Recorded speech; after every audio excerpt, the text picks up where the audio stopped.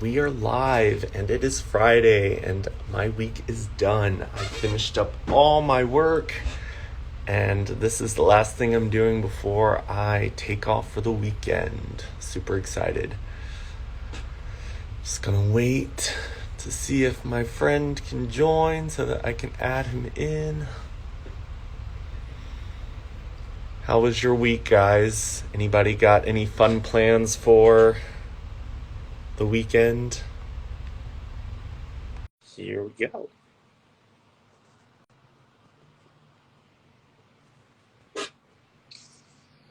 Hello.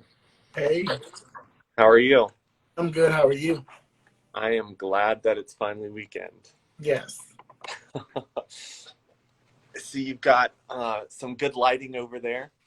My ring light is my best friend. My best friend. Maybe I need to get one of those for like right here since I've got like the Yes. windows behind me. Is my best friend.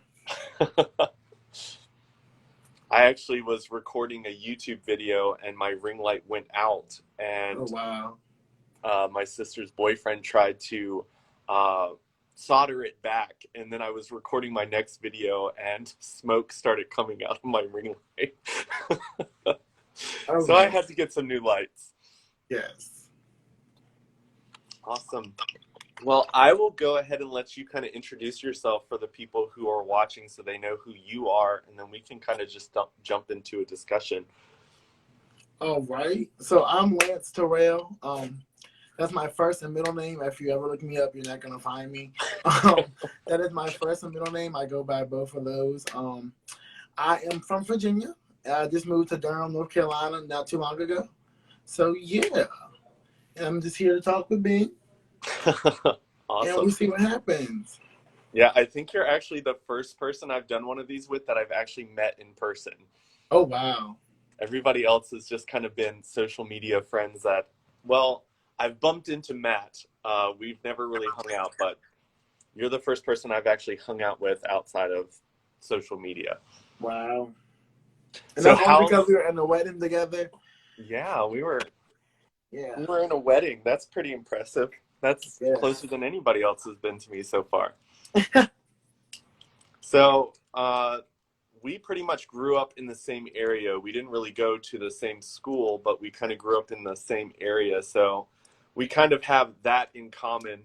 Um, but how's 2020 been for you so far? 2020 has been a mess. I wouldn't change it because it's taught me a lot, but it's definitely been a mess. It's been crazy. But it's almost over. We're in the last quarter. I think we can make it, so we're good. We're good. Yeah, I feel like one of the big things that's like really been weighing down on 2020 has been like the election, and I feel like we were getting so close to finishing that up. So I don't think that whoever gets voted is going to or elected is going to solve this issue that we've got in our country of like Very division, much so. Not at but all. at least the fighting of who is going to win will stop. Yep.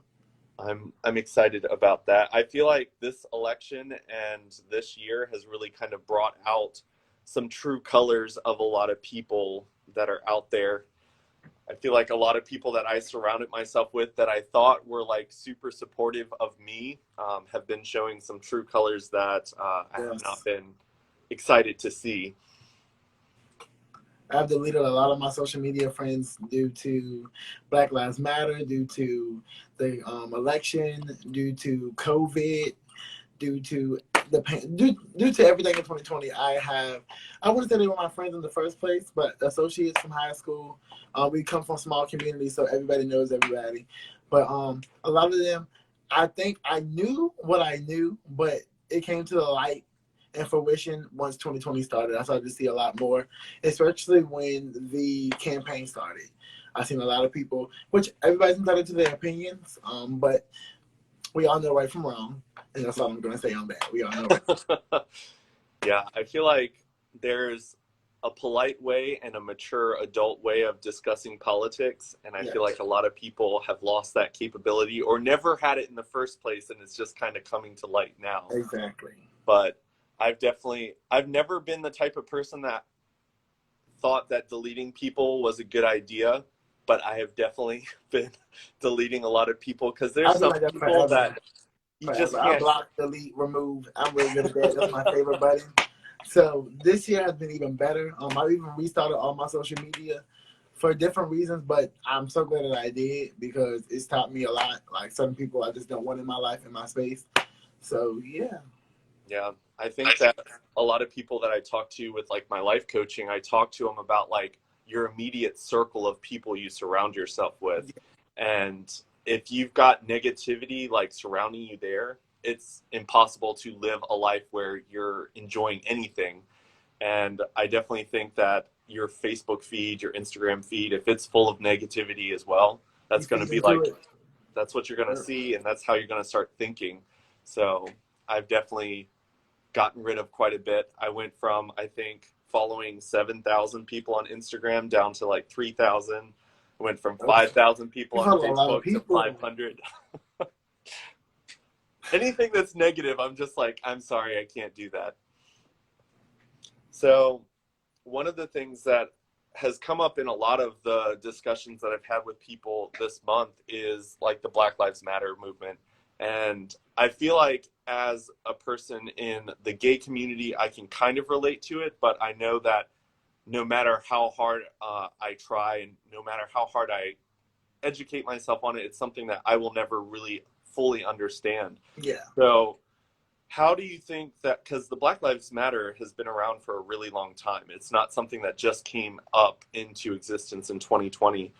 Do you think that the movement is getting stronger now?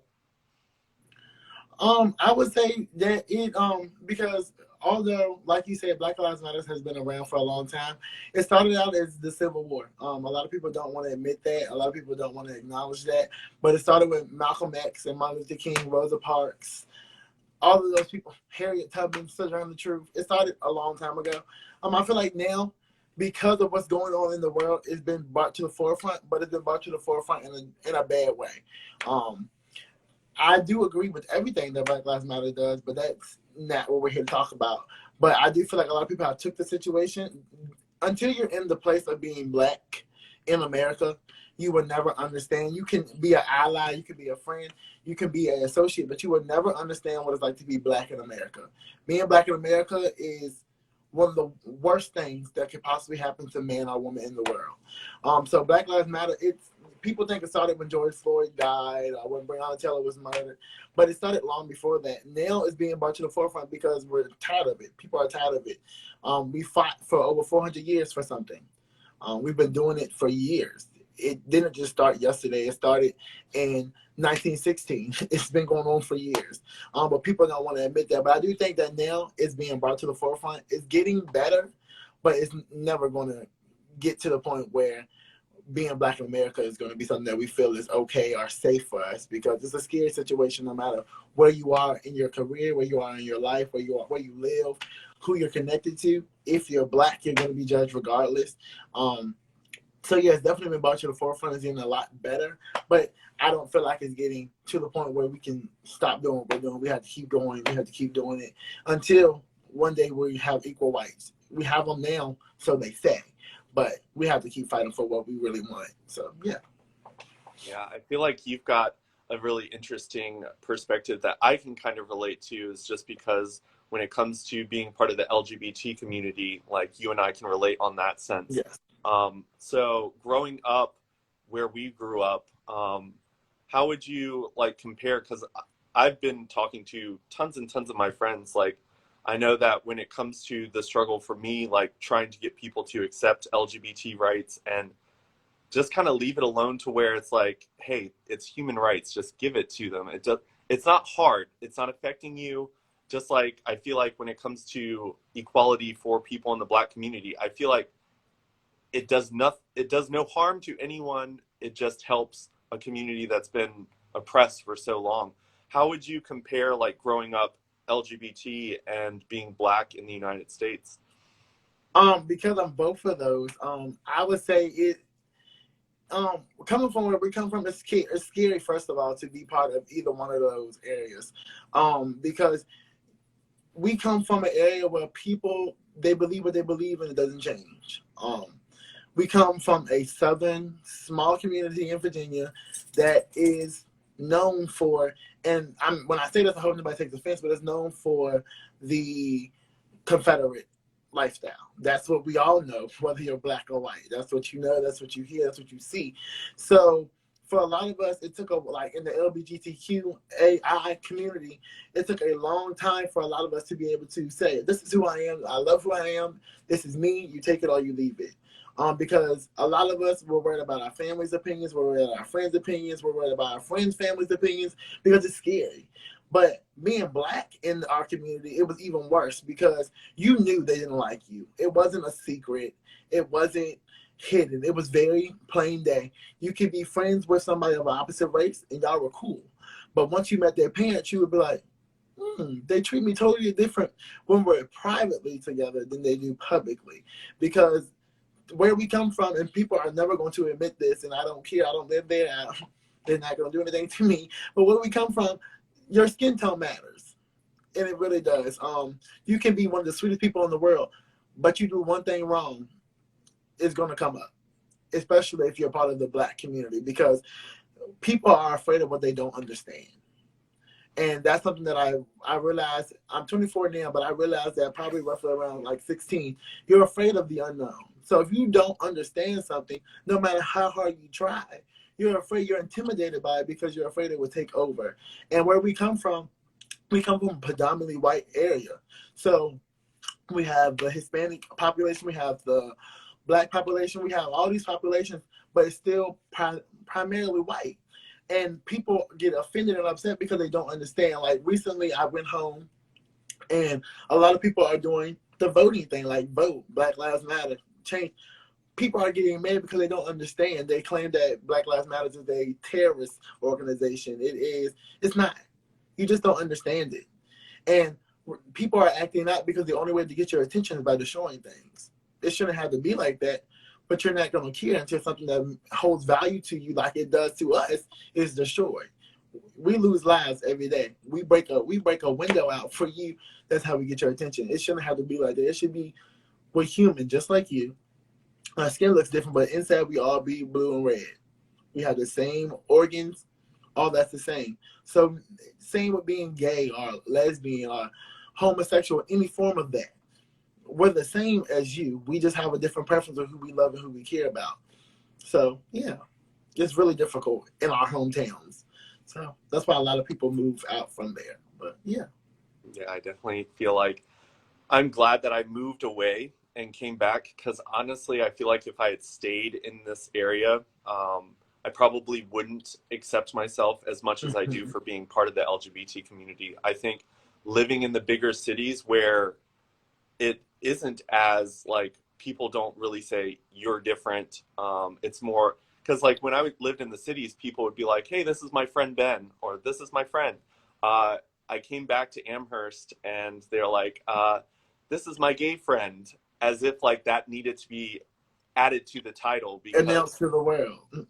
And I'm just like, thanks. I don't say, "Hey, this is my fat friend." I just say, "Hey, Exactly. this is my friend."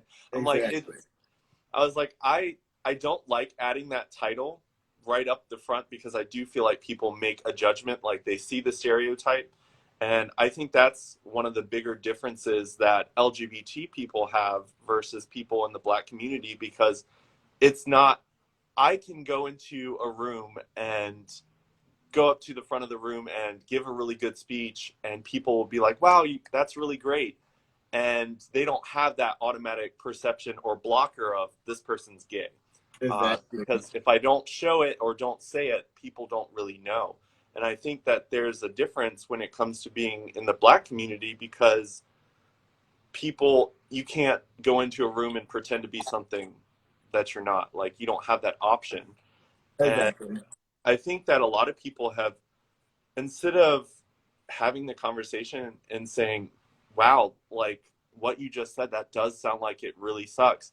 I feel like a lot of people are like, "Well, the Jewish people and well, the gay people and well, the," I don't think that they realize that they are really pushing someone's values down, trying to compare it to something else. And Exactly.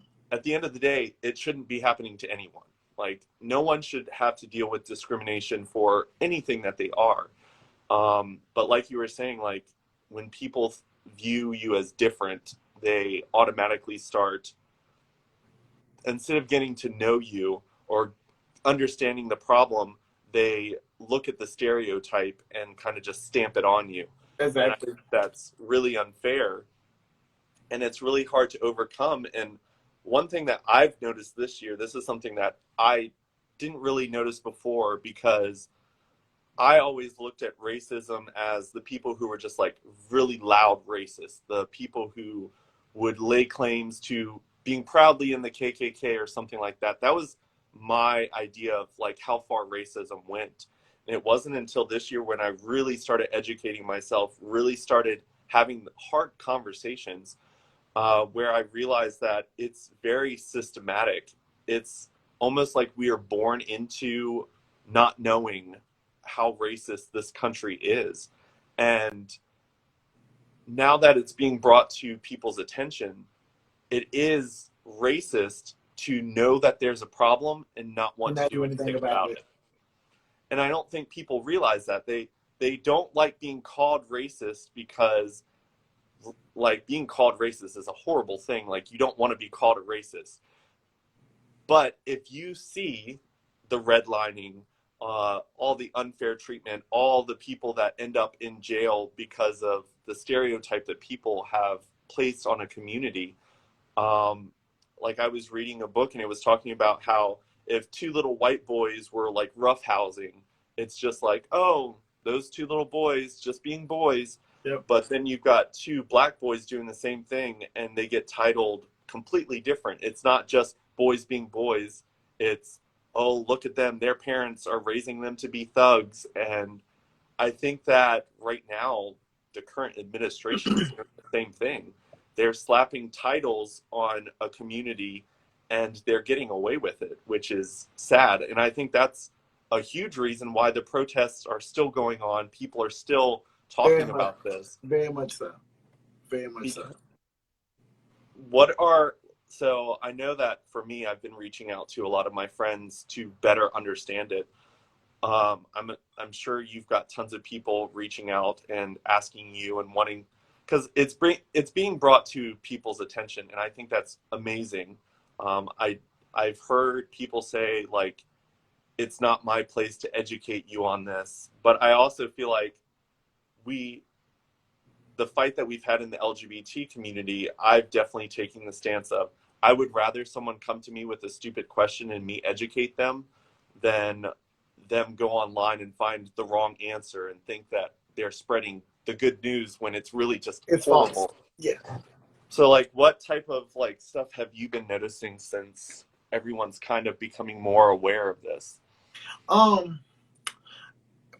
Positive. I have realized that a lot of people are asking more questions. I went to a historically black institution for college. That's where I went. So I've seen all of us follow each other on social media. I've seen a lot of people that I went to school with. They're doing great things in our community by educating people that don't understand the situation. People don't believe it, but some black people don't understand what Black Lives Matter really means. And that's because a lot of us have been brainwashed to believe that if they say it, if it's on TV, it's okay. But it's not the case. You have to do your research. So I've seen that a lot of people are actually, instead of just going with something and running with it, they're actually asking questions. They're actually investigating it. So I've seen that positively, a lot of people are getting information. It doesn't always mean the information is true. It doesn't always mean the information is false. But they're taking the effort to try to figure it out. Like, for instance, I just been labeled with the title inspirational motivational speaker. Me in my life, I never thought I would do that. I never thought I would be a teacher, and that's what I am now. But I never in my life thought I would be doing that. But I realized, like you said, if you aren't doing anything about a situation, you're not making it better, you're just making it worse. It's just like you said, if you're not in your head, you're not a racist, but you see racist things going on and you don't say anything, you're a racist. If you in your head are not a homophobe, but you see homophobic activities going on and you say nothing about it, you're a homophobe. Whether you act in it in a good way or a bad way, if you don't act in any way or form, you still take on that negative connotation because you're not doing anything about it. So now I'm seeing that since Black Lives Matter has blown up, it's gotten so big. It's across the nation. It's not just in America, it's across the whole globe. It's so big that it's in Japan. It's so big that it's in Iraq, India. It's everywhere. And I love that because you wouldn't have seen that 20, 40, 60 years ago. You would have never seen this. But because it's happening in their communities too, but nobody wants to speak about it until Make America Great Again said something about it on his conference call. Then everybody wants to say something. And that's one thing I can say. The administration we have now, he was good for one thing, and that was getting things out. And that's one thing I love about the administration. What you need to know, it comes out whether he wants it to or not. So Black Lives Matter, it became a bigger thing because it's been talked about negatively on TV.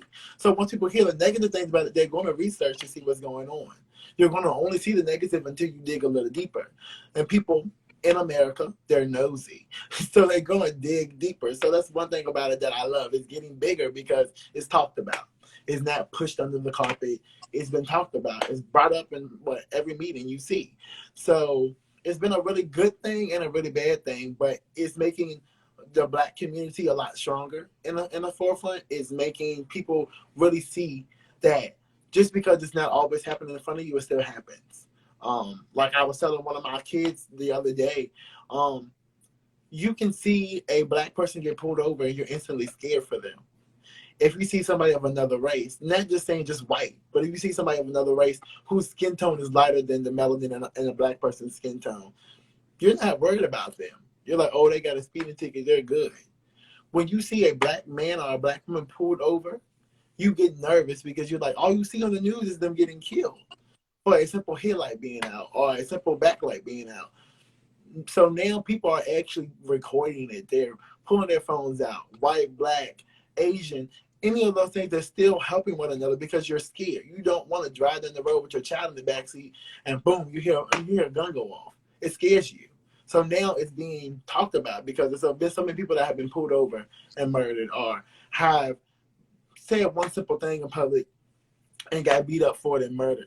Now that you see it, like people now, like one of my friends the other day we were talking because Malcolm X is my favorite person in the whole world. Anybody that knows him personally knows Malcolm X is my idol. That's who I look up to. Not the violent part, but just his intelligence as a person.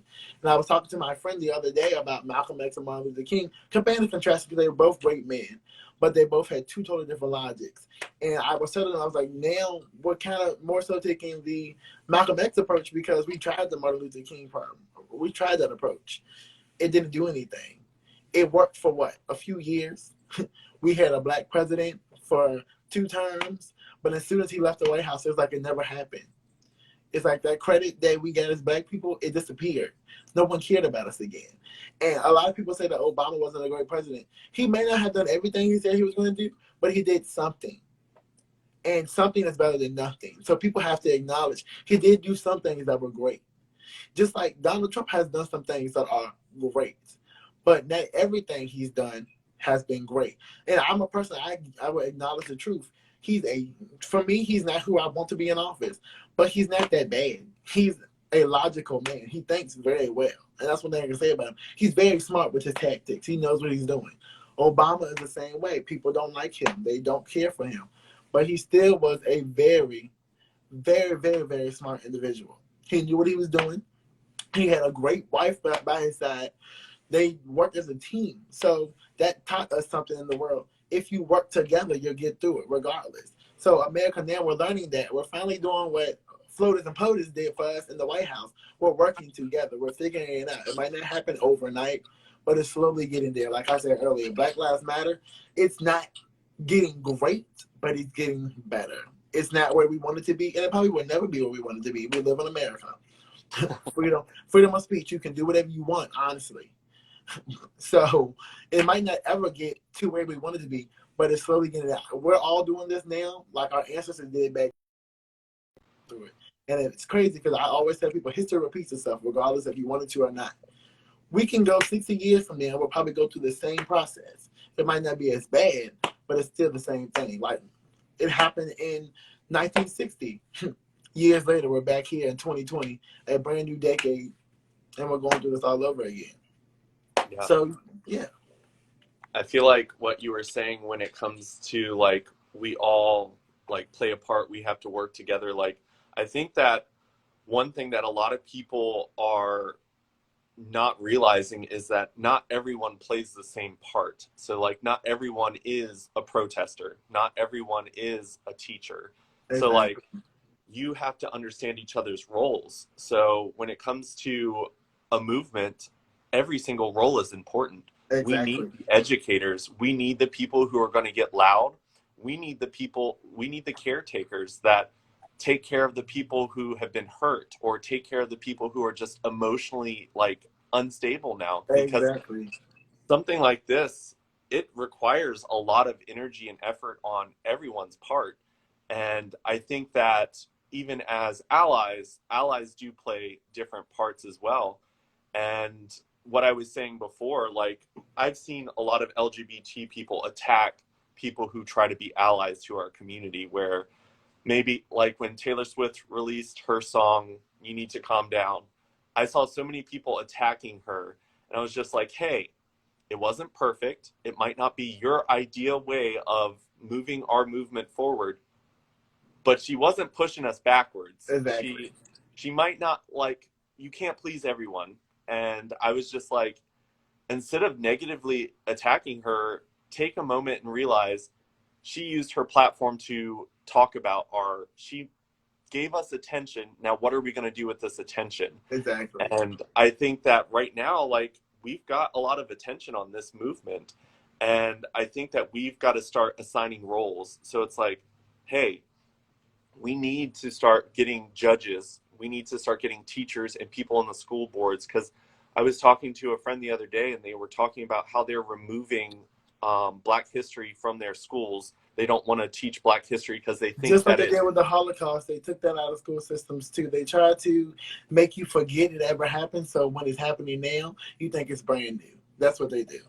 They say that it's getting people riled up in a country that's already accepting of something. And I'm like, my eyes have been opened this year, and I don't think that anything has been solved. Exactly. I think the riled up is they are tired of it still not being fixed. This is a problem that needs to be fixed, and it's not being fixed. And I was talking to people that were part of the school board. I was like, I feel like it would be really easy to just start introducing Black literature into every month of the school year instead of Black History Month. I think it needs to be introduced. I think LGBT needs to be introduced because, like you were saying, the problem is people don't understand, and taking it out to make people not riled up, it's not something your community is going to forget. You live with it every single day. So the only issue is white people don't understand because it's being removed and we don't live it. And it shocked me when I talked to some of my friends here in my hometown, where I was talking to them about how we still need to fight for LGBT rights and how much it still sucks to be part of the LGBT community. And they're like, oh, we thought that like everything was perfect. You guys got marriage equality. And I was just like, wow, like, you don't hear all the and they say the same things. thing about the Black community. Oh, you got the right to vote. Oh, you can own your own business. The small stuff means nothing. It is to be able to walk out of your house and feel like it's okay to be you. And that's what a lot of people don't get. And I have a lot of white friends just due to the way I come from. I oftentimes have seen myself now lately. It's my love for them doesn't change, but the way I look at certain situations with them, it changed. Like I know for a fact, like a lot of people don't get it. Like being Black is hard, but being Black and gay is 10 times harder because you're already one stereotype, then you're another. And then it makes it bad because our own, and this is not me bashing my community, this is not me knocking my community, but my own community has an issue with you being Black and being gay. Or my own community has a problem with you being gay and you not wanting to do what other gay people do. And I have to explain it. Just because we are part of the same community, we're never going to see things the same way. And Yeah. people don't get that. Like I said earlier, when you don't understand something, you're afraid of it. Everybody's mind is totally different. So if you don't understand it, ask. Don't assume because you make an ass out of you and me. Ask. Ask the question because either you're going to be offended by the way I come at you because I'm offended by the way you came at me, and then the friendship is going to be over. Friendships are better when you learn to communicate. It's like any relationship. And I've lost a lot of friends in 2020 because we don't see things eye to eye, and that's okay with me. I still love them. I still support them, but I'm doing it from a distance because when the Black Lives Matter situations first started this year, although it's been going on for years, when it first started this year, so many people I went to school and high school with that I hung out with in school. I ate lunch with them. I sat on the bus with them. We had conversations. We text. We talked on the phone. I'm like, wow, this is the same person I spoke to every day in school. And Yeah. now I'm really seeing what you were thinking about me the whole time. You thought you had control over me. And now I'm looking at you like, I have a college degree. I have a career. I have a car. I don't live with my mother and my father. And you're doing nothing with your life. But you have so much to say about what's going on in my community. But still, that's just like me saying, oh, you live with your mama. So everybody live with their mama is broken poor. Yeah. I feel like a lot of people, they think that they get the get out of free or get out of jail free card when they're like, oh, well, when I say black people, I'm not talking about you. Exactly. You're cool. I'm cool with you. Because I've gotten that so many times with people. They're like, well, the gay community as a whole, you're not, when I'm saying stuff about the gay community, it's not you. It's the gay people that are just doing this or this. And I'm like, okay, I don't know if you know this or not, but I'm an advocate for the LGBT community. I advocate for everyone in our community. So when you say things that are hurtful to the community, It's I get still very hurting me. offended because the gay community is committing suicide at extremely intense rates that I've never seen before. The transgender community is under attack, and I've never seen it so bad. And I'm like, your comments are rough. That they're the reason. Like, people hate when I call them out on it, but they have to be called out. They have to And be it's just educated. like if you're a mother or a father and you're being bashed by another mother or father, it hurts. And if you advocate for moms, if you advocate for dads, it's just like people don't believe. But this is not totally off what we're talking about. But mom shaming is a real thing. People don't believe that it's okay for you to be a mother and have a problem, struggle. Moms, but other people think that it's okay for you to be a mom and say what you want to say about another mom.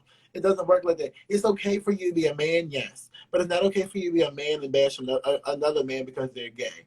Just because they don't like females like you doesn't mean they're totally different. They're still a man like you. And I promise you, a lot of gay men will whoop a straight man's butt quicker than they would theirs because we have so much anger and so much fear and things. It's a defense mechanism. Fighting is what we had to learn to do.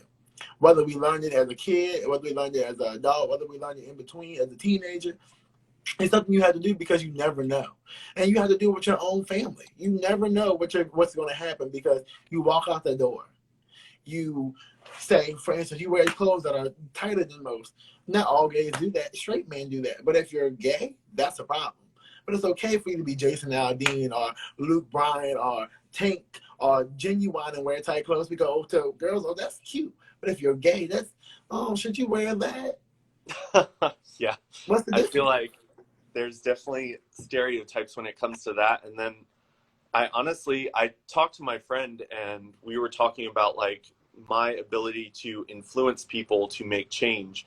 And I realized that I had no power over the straight redneck country guy. Like, I can't appeal to them. I feel like the people that would appeal to them would be the females that gays are friends with. So my sister, when it comes to the people she dates, any of my female friends and their guy And friends. sometimes that doesn't work either. But yes, I definitely get what you're saying. But Because like, straight men are when this stuck in their first, ways. yeah, when this first started, like, I felt like I needed to educate every straight white man that I've been friends with in high school, and it just was going in one ear and Not out the the other. other. But when it came to my power of influence, what I realized I had was the power of influence within the gay community. So gay men will listen to what I'm saying, whether it's because they find me attractive, or anything else that gets them to look at what I'm posting. And my friend helped me realize that. And she was like, what you need to do is focus your energy on the people you have power of influence over. And that's kind of why I wanted to do like a live like this, because there is people within the gay community that are racist, and that's a problem. Definitely. And I've always said I don't understand how you can be LGBT and racist, because you know what it's like to be treated lesser than. And it's just like you were saying, there's people in the Black community that don't accept you for being gay. So it's like, it's almost like you have to fight all battles. And for me, because I still hold really close to my own religion and my faith, like I'm right in the middle of LGBT people who hate Christians, Christians who hate gays. And I'm just like, okay, I'm right in the middle. And it's a hard place to be. But I think that within the LGBT community, like I've seen a lot of really intense progress, but I've also seen, like, when you swipe through the dating apps, you still see, like, I don't do Blacks, Asians, femmes, fats.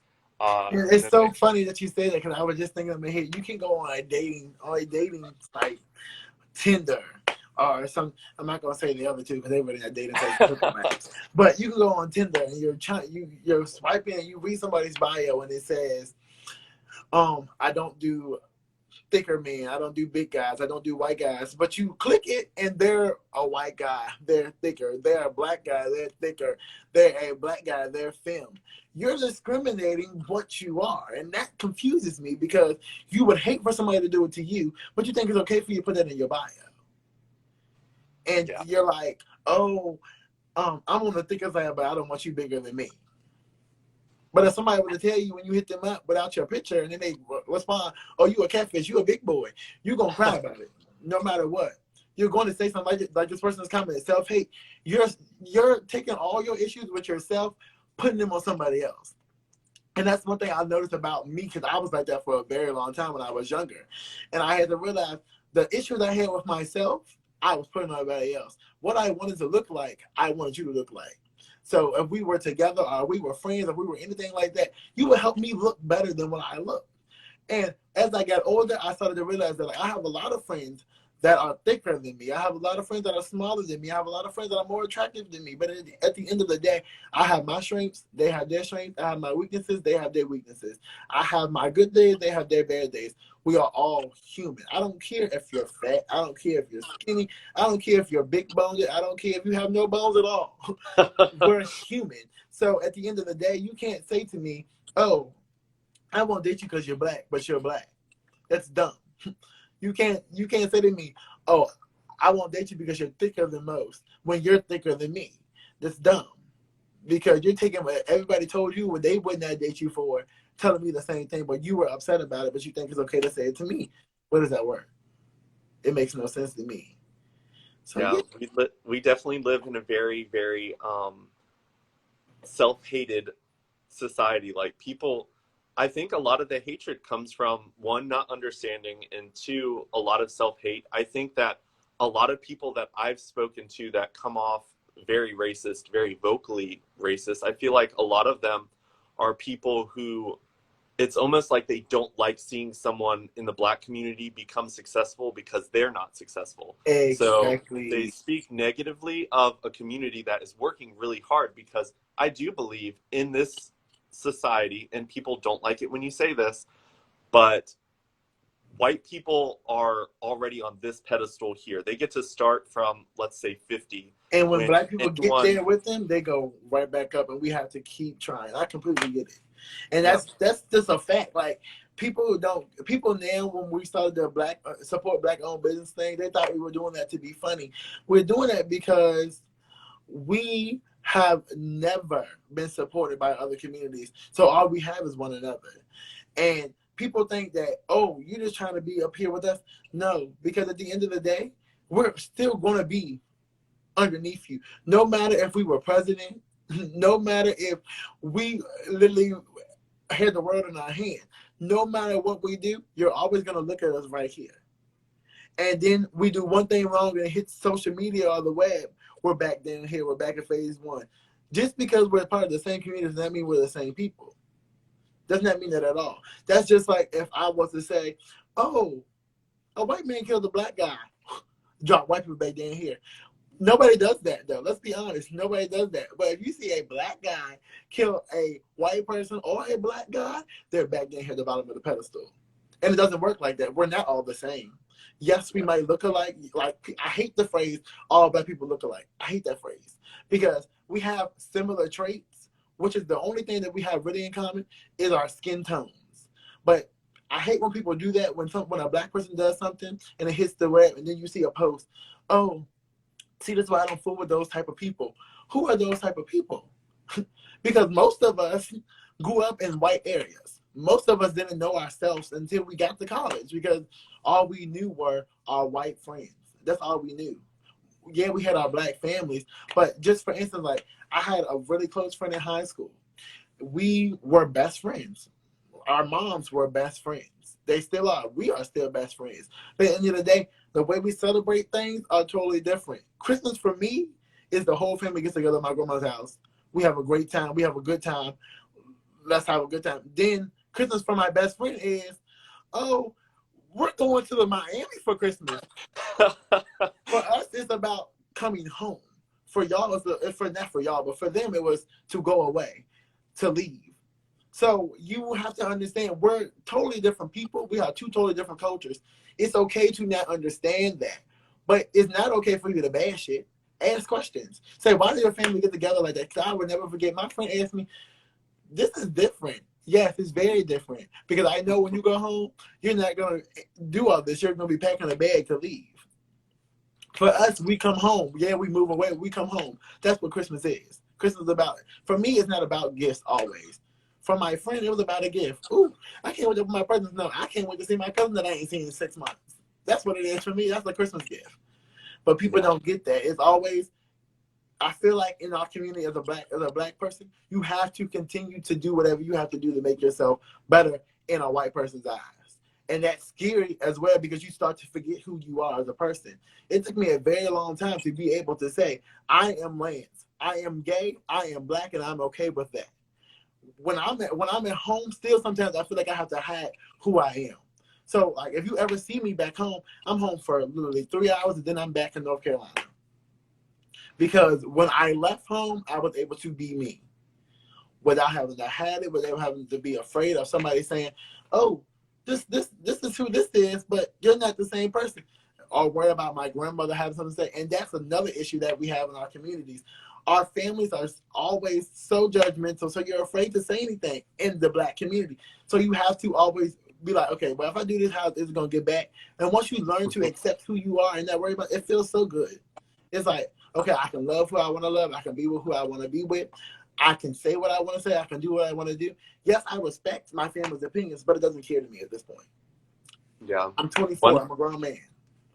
One thing that you said, which I think, because we were talking about President Obama and Trump and comparing them there, and I would say white people start at 100%, and when they do stuff, they get knocked down, and then they can jump back up. Where a black person, they're judged from the beginning, and when you do good things, they're like, wow, wow. But like you were saying, you fall really fast. And when it came to President Obama being president, I feel like he spent most of his time trying to be perfect because any flaw he had would knock him down to zero, like you were saying. And I read Michelle Obama's book, and she talked about that. Like, she was afraid to use any of the money that came from the White House or funding or anything for anything. So her dresses, she paid for out of her own pocket. From the money that her and Barack made from his book or other things that they had. And it's crazy to see, like, I've watched the news where people would be criticizing Obama's suit color choice for a certain event, where Ain't nobody now saying we've nothing about got, Donald Trump's toupee flying off. Nobody saying anything about that. I don't but get it. we've got like Donald Trump spewing hate out of his mouth, and he's getting knocked down a notch. Like someone like my grandmother or someone who is more of a Republican, things like the things that Trump is doing that I think is just disgusting of a human being to do, which the leader of a country shouldn't do that, because that just trickles down and makes other people think it's okay, which I've seen here like crazy. But it's crazy to look at stuff like that. And I've had so many people say, well, if racism was such a problem, why didn't Obama fix it when he was president? Or why doesn't Oprah or Beyonce do more with their platform? I'm like, that's because they fought their asses off to get up here. And they know that all it would take is like being too loud or being too aggressive about fighting for their rights or equality for their entire community. Because you can't look at those people and not know that they love their community. The problem is they know that, because I was reading a book and it said every like source, like whether it's media, whether it's politics, whether it's education, it's all run by white people. It is. And if you do something like Oprah's done things where they like push her ratings down, they're like, oh nope, we're gonna knock you down, we're gonna put you on a different channel because you're too much for this. Or Beyonce's done things where they're like, oh, we're sorry, but that's too much for this event, that's too aggressive. And people like negatively speak of celebrities in that field. And like then you look at artists that throw their support behind Donald Trump, and they don't realize how much of a game it is for people to try to keep their status but also do what they believe is right without getting knocked down to the point where they can't help anymore because they lost their status. Exactly. And I mean, just from what I've been doing on social media, when I first started posting about the Black Lives Matter, because I do have so many friends that I care about them just as much as I care about the people in the LGBT community. I lost like 500 people on the first day after I posted something. And at first I was just like, dang, that's crazy. Like, I didn't think that was possible. But I learned that standing strong behind what I believe in, which is equality for everyone. I'm going to stand up for LGBT people. I'm going to stand up for the Black community. I'm going to stand up for Hispanics. I'm going to stand up for anyone that I see is getting pushed down for no reason other than being themselves. My following started growing quickly, and I started getting people that actually their values fell in line with mine, and we're working together to create positive change. And I think a lot of people are so worried about losing their following or losing their funding, so they keep quiet because they're scared. And like it got brought up in our company, like the company I work for, and they were talking about, well, one of our stores got hit in one of the protests, like the front windows got bashed out and everyone got quiet. And you could tell that they were scared to talk about the topic. And I just kind of jumped out and I was like, I mean, unfortunately, that's just a building. Like, our company has insurance for that reason. I'm sure that that's not that's not what that movement's about. That is just one thing that happened. And I was like, when you look at it as a whole, and they do this on the media all the time, they focus it on the worst thing. They don't show the like 80-year-old woman pulling a wagon around, handing out water bottles to the people protesting. They don't see the people handing out masks so that people aren't risking their lives, like to be out there to protest something they believe in. And I've seen people talk about, oh, they're the reason that community is like getting hit so hard with this pandemic is because they're out in the streets protesting.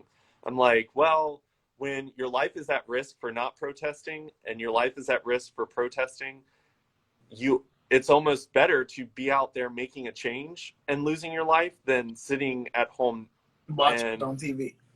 Yeah. And I just think that a lot of people need more people to be vocal in a positive way, vocal in a supportive way, and say, hey, like, if you can't protest, here's 1,000 other things that you could be doing right now. Making phone calls, posting stuff on social media. I've seen people bashing people for that. And I'm like, it's okay. Like, I would love to see my friends that have friends with all the people I've deleted posting stuff about LGBT rights, Black Lives Matter, because they're going to hit an audience that I'm not going to hit. And I think that's important. And I've always tried to empower my allies. I saw somebody do an Instagram live and they were talking about like trying to fight a cause, but you don't know how to use the tools. So it's like sometimes you could cause more harm than, and that's what I've been trying not to do. I don't want to be loud and vocal to whoever's watching and be saying the wrong thing. So I took a step back. But there are people out there that are trying, and it's just like, okay, give me back the hammer. You're making a mess. How about we talk and about ways that you can be helping us in a positive way? Because right now you're just screaming and causing problems. But it's something that we've got to like find a way to rally. I love that the gay community, like Gay Pride Month, I loved seeing so much collaboration in the two communities, because I think that we can all open doors for each other that someone else can't open. I think that someone in a church can open a door better than someone who is like anti-religion. I think that people that have husbands or wives that are in the political system or teachers, we all have our foot in the door somewhere. And where you might be lacking something, maybe I have that. And together, if we can communicate and not attack each other, we would be a stronger team than us trying to do it individually and by ourselves. Exactly. I just think that we're getting to the point where it's so easy to judge someone so quickly on social media. Like, I think that you see a picture of someone and you just attach all the stereotypes and assumptions to them instead of like talking to them as people. Exactly. And like, I deleted tons of people off my Facebook because they don't know me personally. And I would post something. That's all my social media now. If you don't know me, I'm probably not going to accept it or follow back. You can follow me, but I probably won't follow you back. And that's why back in the day in high school, my bio said, I will follow back. Now, you're not going to say that, because if I've never seen you, if we've never spoken, if I don't know you, if you don't have your face on social media, I'm not following you back. And you probably, if you don't have your face on social media, you're definitely not following me. And that's just because we live in a time now where you don't know who to trust. People are so toxic because I feel like the more Black Lives Matter gets up, the more it gets knocked back down. And if you're Black and you're making a statement, you're doing something for your community, somebody's going to try their best to ruin that. And I've learned that. That's why, like you just said, on your social media, you deleted people. I deleted family members off my social media. And that's because I don't understand how you can be Black and you don't stand for Black Lives Matter. I don't get how you can be part of the LGBTQ AI community and not speak for Black Lives Matter, because you go through the same thing. Whether you're Black, white, Asian, Hispanic, any of that, you go through the same thing. You walk out of your house. And it doesn't matter if you live in Atlanta, if you live in New Jersey, if you live in Virginia, if you live in North Carolina. Just because people smile in your face does not mean they accept you for what you are. They're plotting. So you go through it every day. So for you to post on social media, and a lot of my social media had gay people on it, and for you to post on it, whether you were white or Hispanic, and say, I don't get why y'all are doing this in the Black Lives Matter, you're just destroying the world. No, the world is already destroyed. We're actually making it better because we're bringing your attention to it.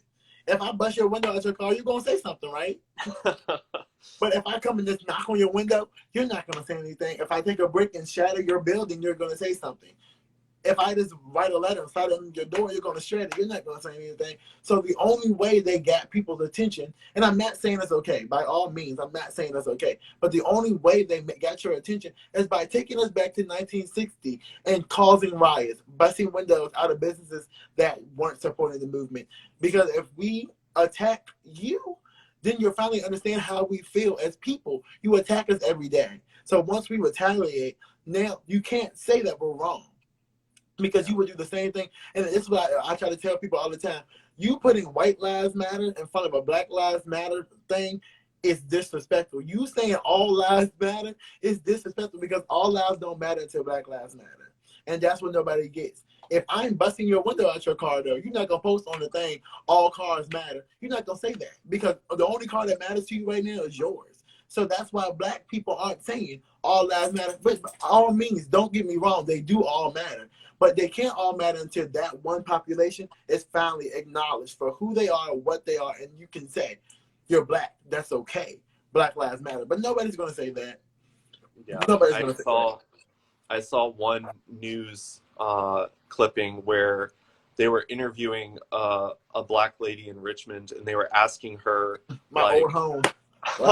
they were asking her how she believes the destroying of buildings in their own town was moving it in a positive way. And it hit me really hard when her answer was, none of it's ours.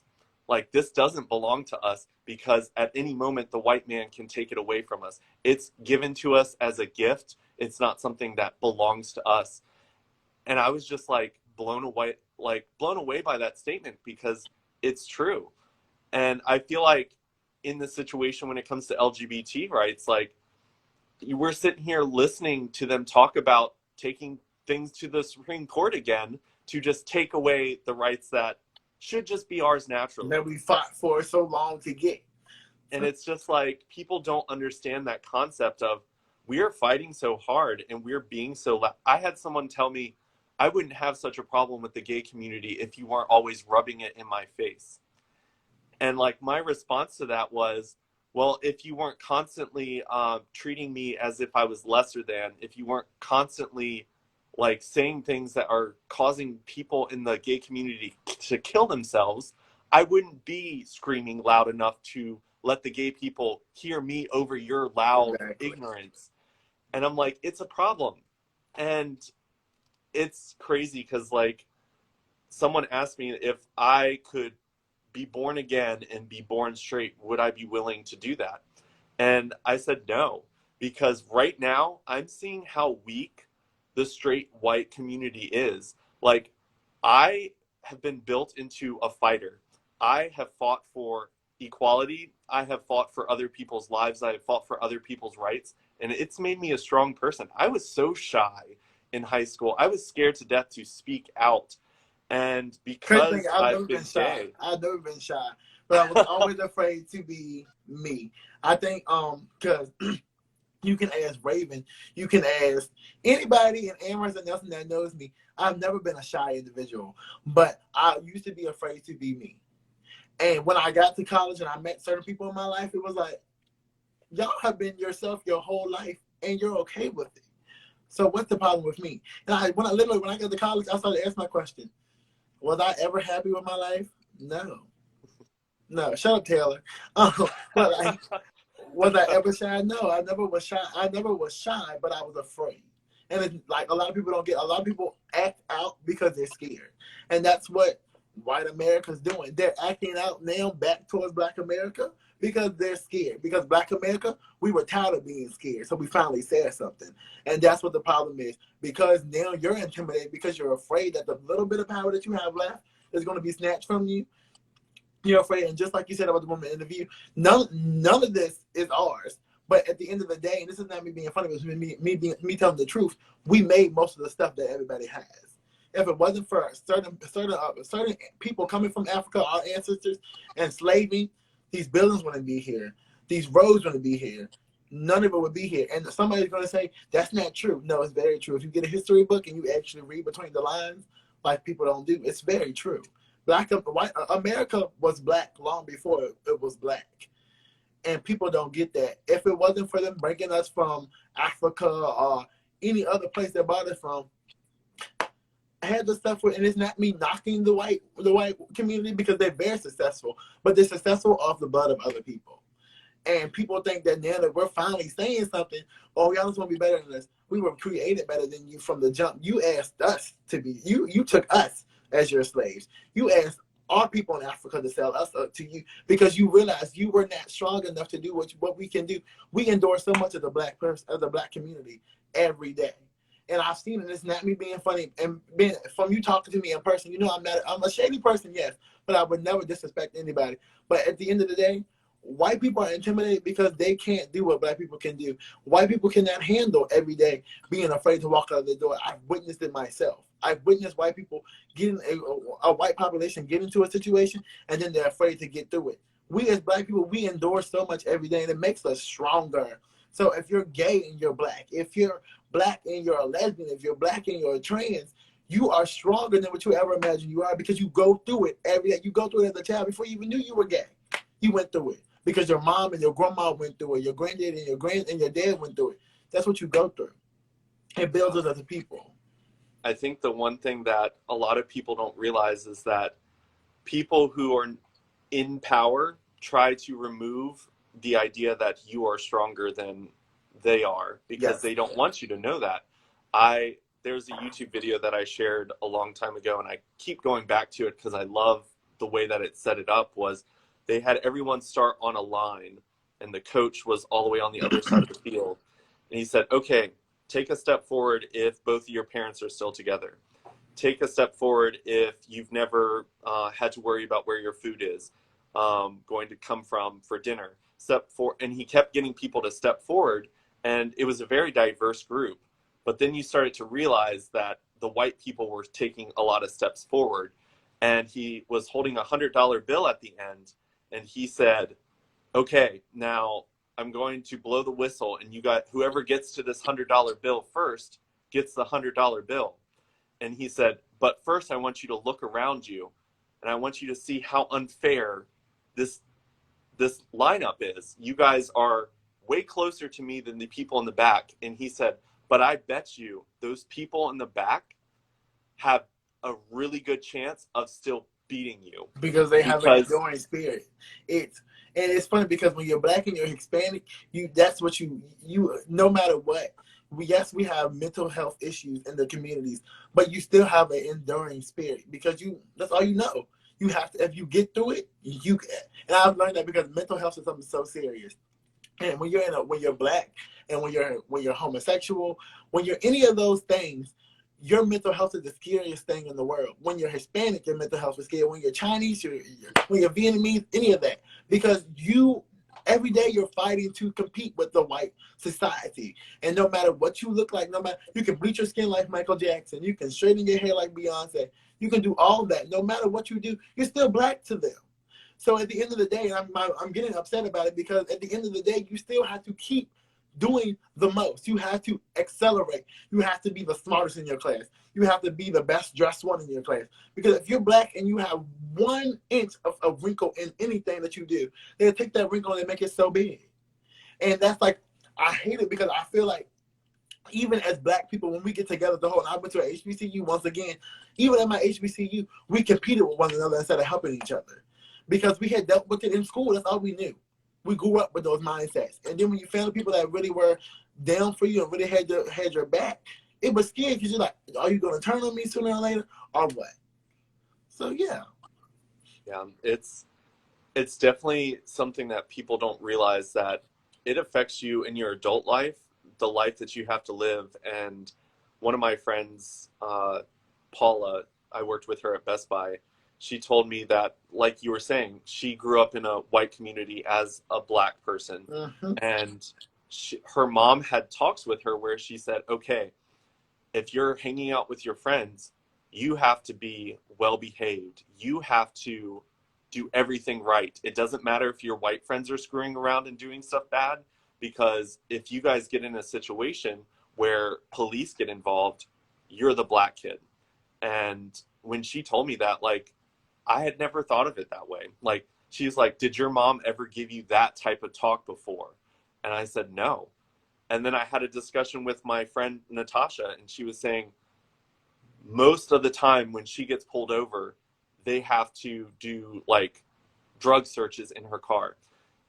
I've been pulled over multiple times and that never happened. That's never happened to me. And it's stuff like that when people are saying, oh, they're just being loud, everything's fine. I'm like, could you imagine being in that situation where you are automatically stereotyped? She said that she had like all of her, because she's going to school to be a doctor, she had all her school books in the back seat, and she had an air freshener in the car. and the police officer asked her if she had the air freshener to cover up drugs in her car. And so they called a dog in, and I was like, that is insane. That is something that you would have to deal with. And those are things that if you're not having conversations, you don't understand. You see a store window being broken. They're not trying to And destroy, that's like, people why aren't when we're destroying the city. stereotyped with being angry, we're not angry because of that one thing. We're angry because of the 15,000 things that happened before. And it's amazing because, like, people think that because black people act out, it's because we want attention. No, we're not acting out because we want attention. We're acting out because that's the only way we're going to get your attention. If we don't do anything about it, you're going to walk over us again. And that's the one time I've been put over in Richmond. It was my junior year of college, and I think I was coming from church actually, and I got pulled over, and the cop asked me the same thing because I have a lot of colognes at the time. I used to wear colognes left and right, and he's like, "So, we need to get out and search your car." And I looked at him and I said, "Search my car? You didn't ask me where I was coming from. I'm coming from church. Why would I have weed coming from church? It's dumb." And me, that's one thing I had to work on. My mouth is very, very bad, regardless of who you are and what you are. My mouth is very, very bad. So the day I got pulled over, I called my mom. And if you know me, my mom is everything to me. So I call my mom, I say, I'm probably going to jail tonight. Because in my head, first of all, that's my first fear. I was in the south side of Richmond. And if you ever drove to the south side of Richmond at night, that's for what white people call the ghetto. That's the ghetto. So for me, it was scary because here I have a white cop with another white cop with him, one on one side of my car and one on the other. One with a gun in his pocket, the other one with his hand that I can't see. And you're asking me if I'm hiding weed. Then you're telling me to get out of the car. This is scaring me because I'm a black gay man. It's not hard to see that. So I'm getting out of the car. I have a beat up Honda Accord. So you're automatically going to think, ooh, this is suspicious. I'm coming from a crime infested area. So, of course, you look at me, you're going to ask me that question. I answer it and I get smart because I'm scared. So you can't get upset with me for all we know in the black community is defense. That's all we know. Our parents teach it at a young age. My 4-year-old could say that's something he knows. Defense. That's all you know as a black child. You either fight your siblings or you fight your white friends. That's all you know. So at the end of the day, it goes with you into adulthood. It goes with you into parenthood because you're scared no matter what you do and how you do it. I could be a multi-platinum artist in this world, and I still would have a fear no matter what I was doing. I could be on stage and be afraid somebody's going to kill me. I could be on stage afraid that somebody's going to harm me because when you're black, that's all you know. And it doesn't just happen with the white society, but most of the time, that's what we're afraid of. We're afraid because and I've done this myself as a person in Lynchburg Mall. You're in the mall and you're surrounded by white people. You're the only black person. Everybody's staring at you. It's intimidating. It's scary because you don't know what they're thinking. You don't know what they're going to say. It's scary. It's really, really scary. And at the end of the day, you're like, if you swing on me or if you attack me, in my head it's self-defense. But I can't do anything because no matter what I say, we're probably going to get that white cop. And that white cop's going to say, oh, you attacked them. Forget what the footage on the camera says. Forget what the rest of the people that witnessed it say. Because I'm black and whoever it is against me, whether it's male or female, is a totally different race. You're not going to think in your head, oh, that might be true. You're going to think, all we see on TV is the angry black man. So he probably was mad. He probably started it, but we don't have that on the camera. He probably started it. So it probably wasn't, it was probably premeditated. You're going to think that regardless. Because I am black. I'm built differently. I am intimidating just by the way I walk, I talk, just by the way I carry myself as a black man. That intimidates you because no matter what, I'm still strong in the way I approach a situation. So if you see me in a videotape fighting for my life, it's not he's fighting for his life, it's he's fighting to kill that person to you, which might be true. But you're not gonna ask questions. You're going to lock me up. You're going to take me to court, and God forbid the judge be white, because at the end of the day, whether I did it or not, I got 15 to life. And that's what people don't get. That's why Black Lives Matter means so much to black people right now, because Emmett Till was murdered for something he didn't do. A million people. Martin Luther King was shot in the head for trying to save the world. So at the end of the day, as a black person, because we've lost so many people, whether they're babies, whether they're grown men and women, we fight like we do because all we know, like I said earlier, it's all we know. We fight, and then the people. Then I hate when I see something on the news about a black person killing another black person, because all you hear from a white person is, that's why I don't hang out with those type of people. You don't know what happened in the situation. You don't know if it was a self-defense thing. You don't know if it was something that had been going on for a long time. But if you see a white man kill another white man, or a white woman kill another white woman, they probably deserved it. But if it's a black man killing another black man, it's, oh, that's why I don't hang out with those type of people.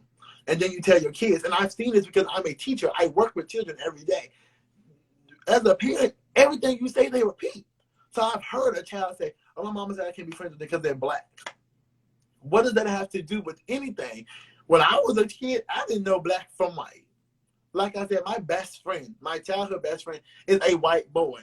I didn't realize he was white until we got to middle school. He started wearing Carolinas. And I'm like, oh, to me, he was still Justin. That's Justin to me. That's my best friend. He's my brother. My mom and his mama even called me and my twin sister triplets, because all we knew. And then you have kids in school saying, oh, I can't hang out with you because you're black. You live in Durham, North Carolina. Country is hell. What does them being black have to do with anything? You should be grateful you got a black friend. And it's crazy to me because I see it every day. Oh, I don't want to be their partner because they look like that.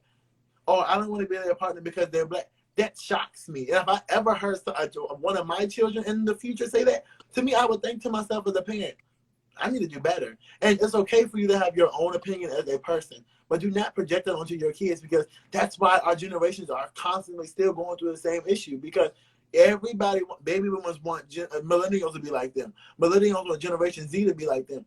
We are different generations for a reason. We're made to create a new identity for ourselves, so the next generation after us can say, this is me, and this is who I am. I love who I am. I'm going to be who I am, whether you like it or not. You would never hear that, though, because at the end of the day, it's a problem when you say that. It's a problem when you say on national television, I am a gay black man. A gay black man. It's a problem to see a gay black man with a gay white man, because people automatically assume, oh, they must be doing this for the camera. No, they probably genuinely love each other, but they're afraid to admit that, because here you are. America's Make America Great Again. It was never great, and it never will be with the way the mindset is set up now. Yeah. Yeah. You definitely, like, those are the things that you hear from anyone that you communicate with. And I think that the world is just so mixed up with their ideals. They think that when someone is asking for change, that somehow we are removing power from someone else. And I'm just like, no, we are trying to get to the point where everyone can just be themselves. And like you were saying, like, you and your friend were just friends. It wasn't white and black. It was, you were friends. That's where it needs to be. And conversation. And I feel like there's so many people, like you were saying, where it's those people. That's why I don't hang out with those people. When I moved back to Lynchburg, and I don't know why you did that. You should stay where you were at. I don't know why you were turning. When the Pulse shooting happened down in Orlando, there was a guy in the Best Buy that I was working in, and he was just like, well, it was no loss. It was just a bunch of queers. And it's crazy to hear someone talk about your community, that, like, that moment when I found out about that shooting, like, I got destroyed, because those people, like, I remember how being in a gay club was a place where I felt safe, like a place where I felt like I could kiss my boyfriend and not be like, have my face bashed in or be attacked. Like, I was just, people loved you there. And to know that that happened and made all those places feel unsafe. Like, being in DC during Pride, I felt very unsafe in a large crowd. And knowing that there are people out there that hate me just because I want to love the person that I love. And we have to communicate. We have to get people to hear, and it's going to require people that yell. It's going to be people who love. It's going to be people who can cry through their tears and share their vulnerabilities. There's going to be people who need their shields up that aren't going to get hurt by the really hurtful words that people are saying. It's going to take everybody sharing their story. And unfortunately, society has taken people's strength away. So we talked about it before. Everyone is strong. If you are a part of a minority group and you are still alive and you are an adult, you fought to be where you are today. Everything that you are, you fought for. And that's something that other people in the white community, the white straight community, the white Christian male community, they don't fight for that. That's given to them by society that we have built in our country and in the world. And the strength that we have has to be communicated and talked about, because something that I might be weak in, you've got to strengthen. Something that we might be weak in, a female out there might be strong in. Every single person has that. And within the Black community, you have women and men. We talked about like LGBT and Black, how they've had issues. Within the Black community, within the gay community, we have the sexism problem. Like, there's problems within every community. Can be divided into a million pieces, but we have to learn to bring our differences as our strengths and bring it together as a community. Communicate, hey, here's where I've got my power of influence. Where can we use it? Hey, you've got a power of influence in this area. Use it. And I think that's where it's going to come together. And I think that's where Trump is educated enough to know he's got to keep everyone divided. Because if the minorities ever were to unite and stand for each other's cause, which is against hatred, that's the problem. That's the thing that is oppressing and ruining everyone's life, is hatred. Exactly. And if we could get past that, we would do amazing things. Amazing things would start happening. And like you were saying, like you grew up alone in a community where once you were around people that were just like you had the mindset of you have to be like competitors. You weren't united, and it took you like finally letting that wall down, finally communicating with people and letting people in to realize that you were a community. And we are in the world, we are all people. Like, it's not hard to see. And there's people that follow me on Instagram that constantly bring up, well, in the Middle East, this is what's happening. In Brazil, this is what's happening. And I'm aware that these things are happening. I'm aware that there's hatred everywhere. There's hatred amongst, like when 9/11 happened, the people from the Middle East, no matter what their background was, maybe they were born here in the United States, they were instantly called terrorists. They were afraid. They were scared. Yep. Like, I feel like in this world, the problem is white people don't have that. And people are going to get mad at you now because you're a white person acknowledging that. And that's another thing that I really don't get. It's not okay for a person of that race to say it, and it's not okay for a person not of that community or race to say it. So at the end of the day, nobody's receptive to anything, because I can sit here now and say, Black people, we compete with each other. Not all Black people do, but most do. And somebody would get offended with me for saying that. I've made it very clear that I'm not addressing all of them. I'm addressing half of them. And it's just like, and this is me speaking as a gay man to another gay man. Gay men, as a factor, we compete with each other regardless if we're white, Black, Hispanic, Asian. We compete with each other. If you look better than me, I'm going to do everything in my power to outdo you. And that's another thing. Like, the reason why we can't come together as a community is because we're so busy picking apart each other's flaws, trying to make sure our flaws are better than the other. It's a flaw regardless. And that's why people now, like, that's where Donald Trump is winning as well. He knows that if he takes one flaw of one Black person or one flaw of one gay person and uses that towards another one, they're going to automatically be like, well, I don't want to be a part of this anymore because this makes me look bad. We all have our own skeletons in our closet. Baby, trust me, if Donald Trump had a book really come out about him, besides the one that he's suing his family member for, baby, he wouldn't be president for the people that are Team Donald Trump. If he still with your president, your morals you definitely need to get in check. And that's the whole thing about Black Lives Matter. If your morals are not right, you're never going to agree with the issue that's at hand, because morals are something that is taught. It's something that you learn growing up. So if you have learned this and you're 75 years old, no offense, you dying in a few weeks anyway, so you don't care about what's going on. You have made it this far as a racist. You're going to keep doing what you want to do. You're going to say what you want to say. You're going to look at people how you want to look, because at the end of the day, that's what you believe in. And there's nothing wrong with your beliefs. But how you have to acknowledge at the end of the day, your beliefs are not my beliefs.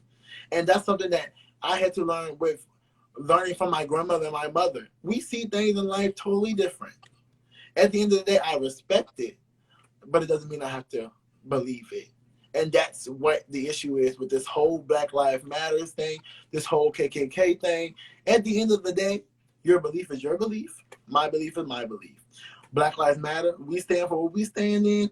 No, we're not. No, we're not a terrorist organization. No, we're not.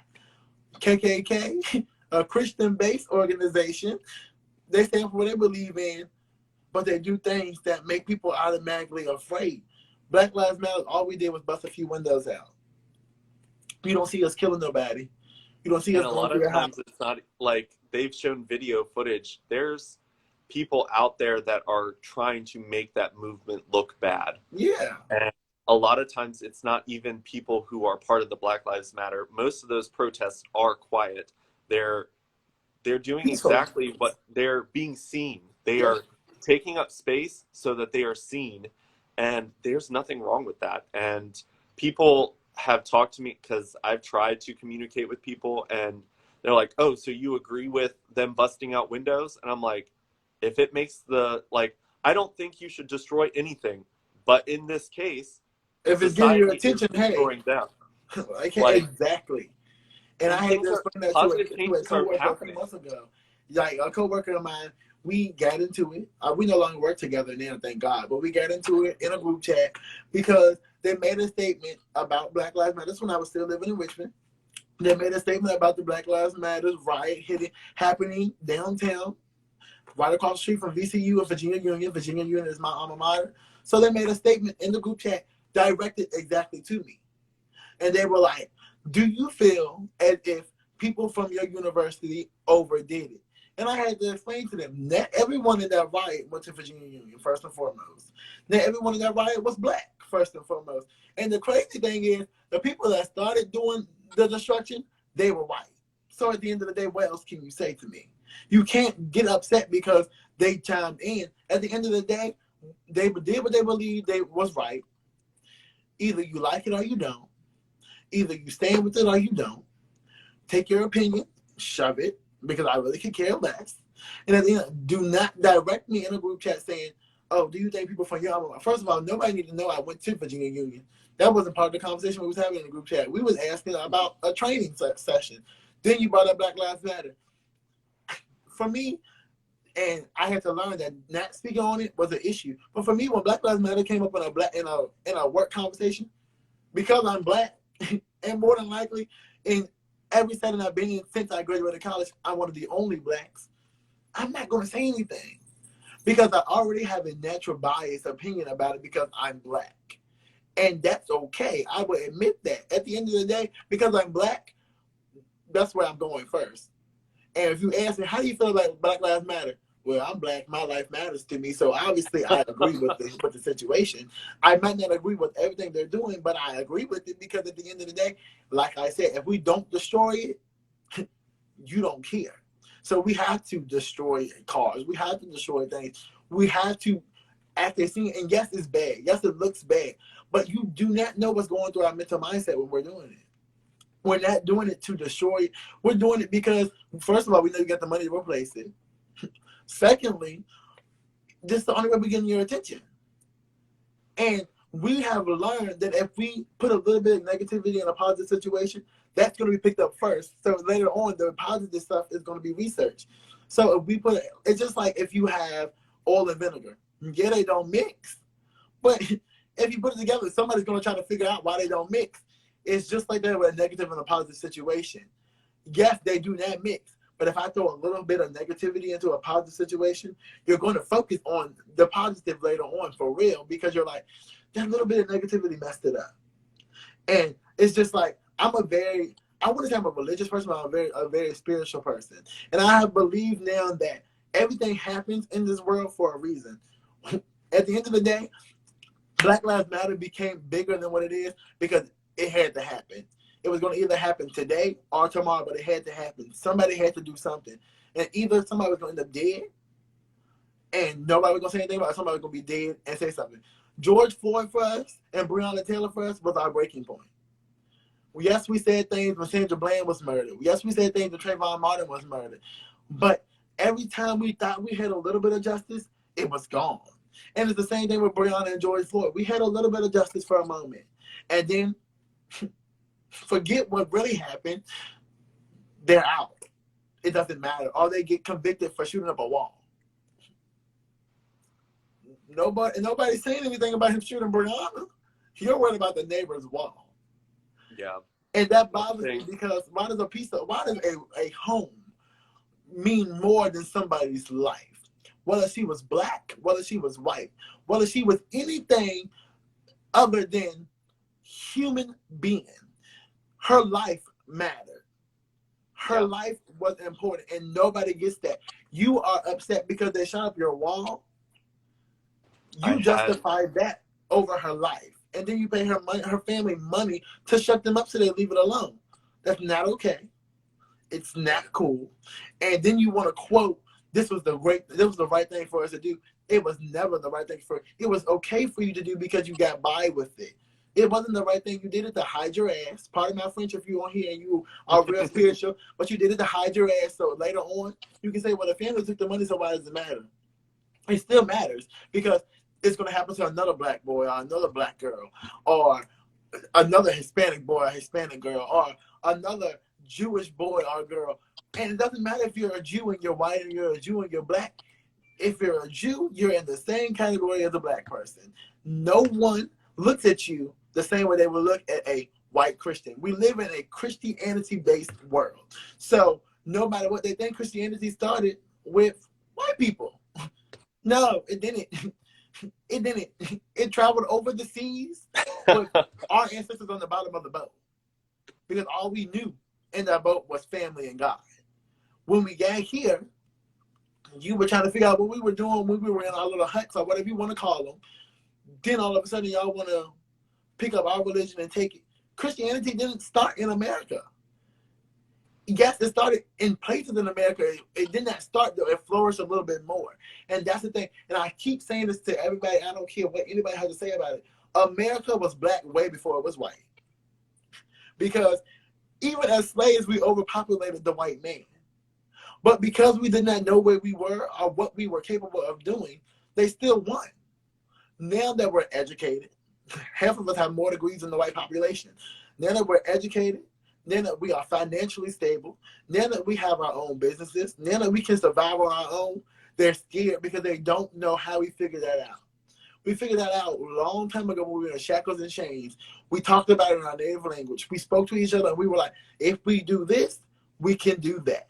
Now that we speak the same language as you, you're intimidated. But when we were clucking and clicking and when we were writing and saying and stuff, you weren't scared because you didn't know what we were saying. But now that you can understand, because we say in the English language, oh, we got your ass. Now you're scared. But when we were saying that to each other in our native language, when we were saying that through the songs we were singing, no one cared. But now that you have Google Translate and now that you can see the words on a piece of paper, you're scared.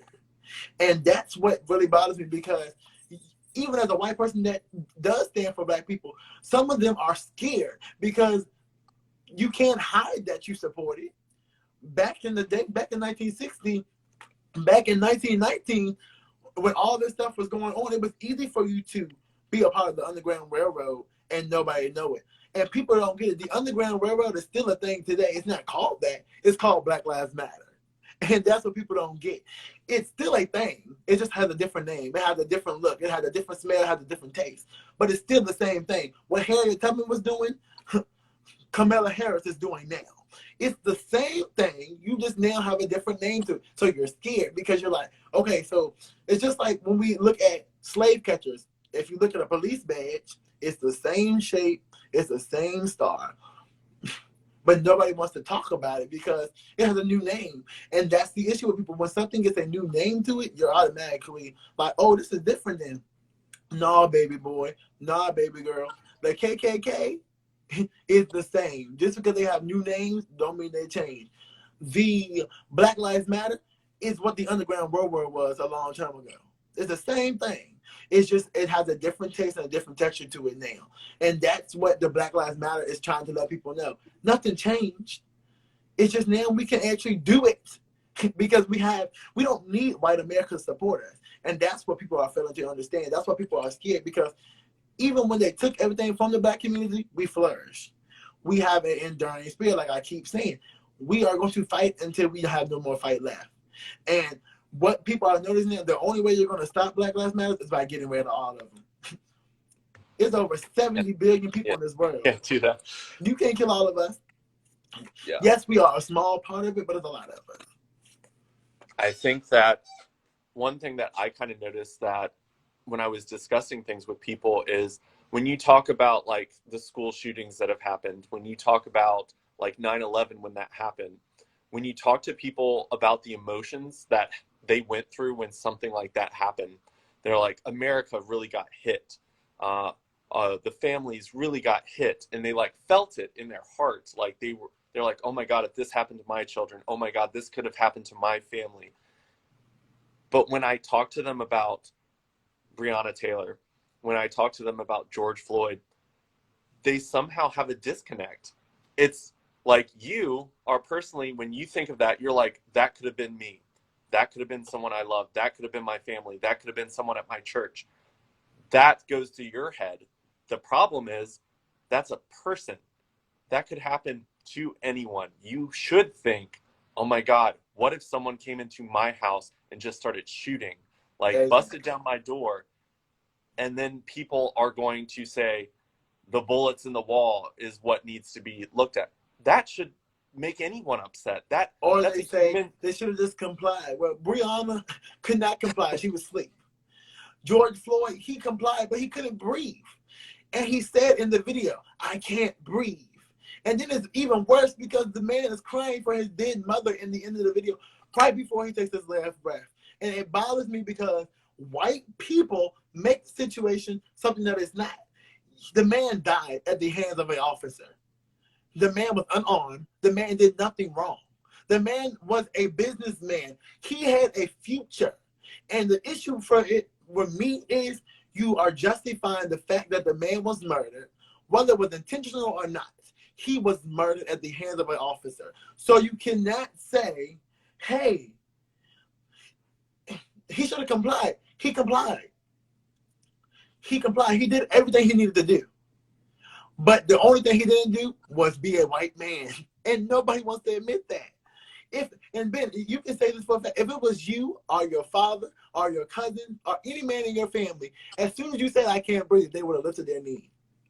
And, well, I mean, you've got people walking up to police that are white that have guns in their hands, and the police have their hands up and they're saying, now put the gun down. Yep. And but if you're black, the first instinct, if you got a gun in their hand, they shoot you. You're dead. There's no conversation. Like, anyone that's made an argument with me against any of these situations, I just can't communicate with them on a level that will help them understand that if this was a white person, it would be different. There's no ifs, ands, buts about it. And that's like, because white privilege has become something nobody sees because it's normal. And it's crazy because I tell a lot of people, because I'm friends with all types of people. It doesn't matter to me who you are. As long as you respect me, I respect you. And I have a lot of white friends. Well, they're no longer my friends because I realized this. I have a lot of friends that were my friends that are white that didn't realize I'm privileged. People didn't get that your mom and dad could go outside and do the most illegal thing in the world and you get a warning. But like in Amherst and Nelson County, the fireworks thing, You can be white and set a firework off in your yard, and the police get called. All they do is give you a warning talking about disturbing the peace. You black, you got to shut it completely down. It is what it is, and I witnessed that myself. That's not me speaking of what I've heard. It's what I've seen, and that's the thing. Like, a lot of people don't want to admit it. That if I'm white, I get by with it, but if I'm black, I die. It's hard to have that discussion, because I will tell you right now, I had a roommate, her name was Jessica, when I lived in Harrisonburg, Virginia, and she would point that out all the time. Like, she was very aggressive, she was very vocal, and I couldn't hear it.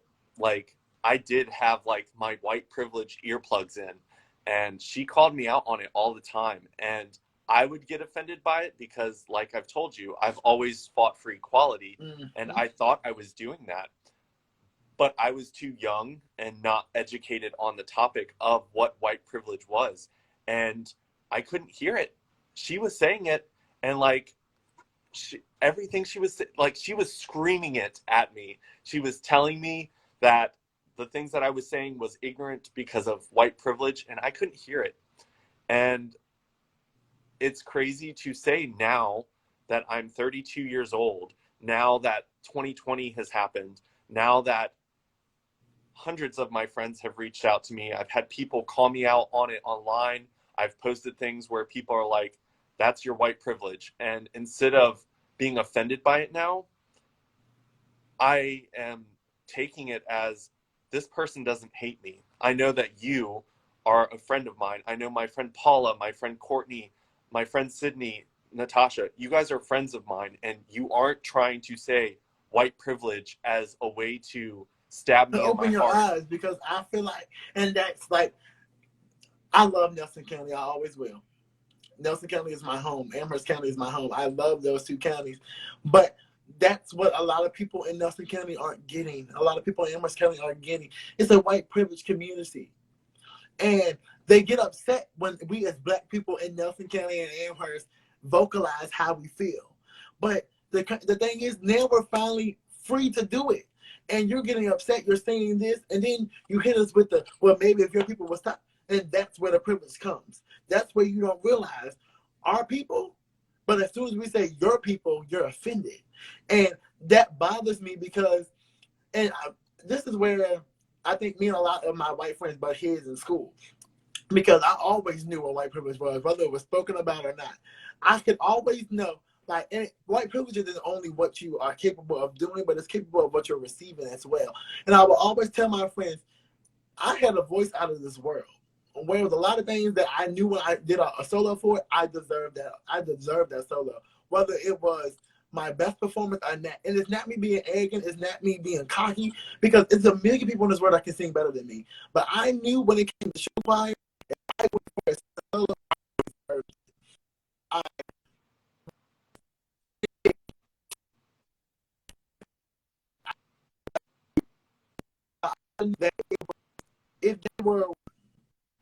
If they were white, they were gonna get it, because that's what they wanted to see in Nelson County. Nobody's coming to a concert to hear a little black boy sing a white song. Whether I made it a song or not, they didn't want to hear that. And for me, that's what really broke it. Was the straw on the camel's back for me. It was show choir.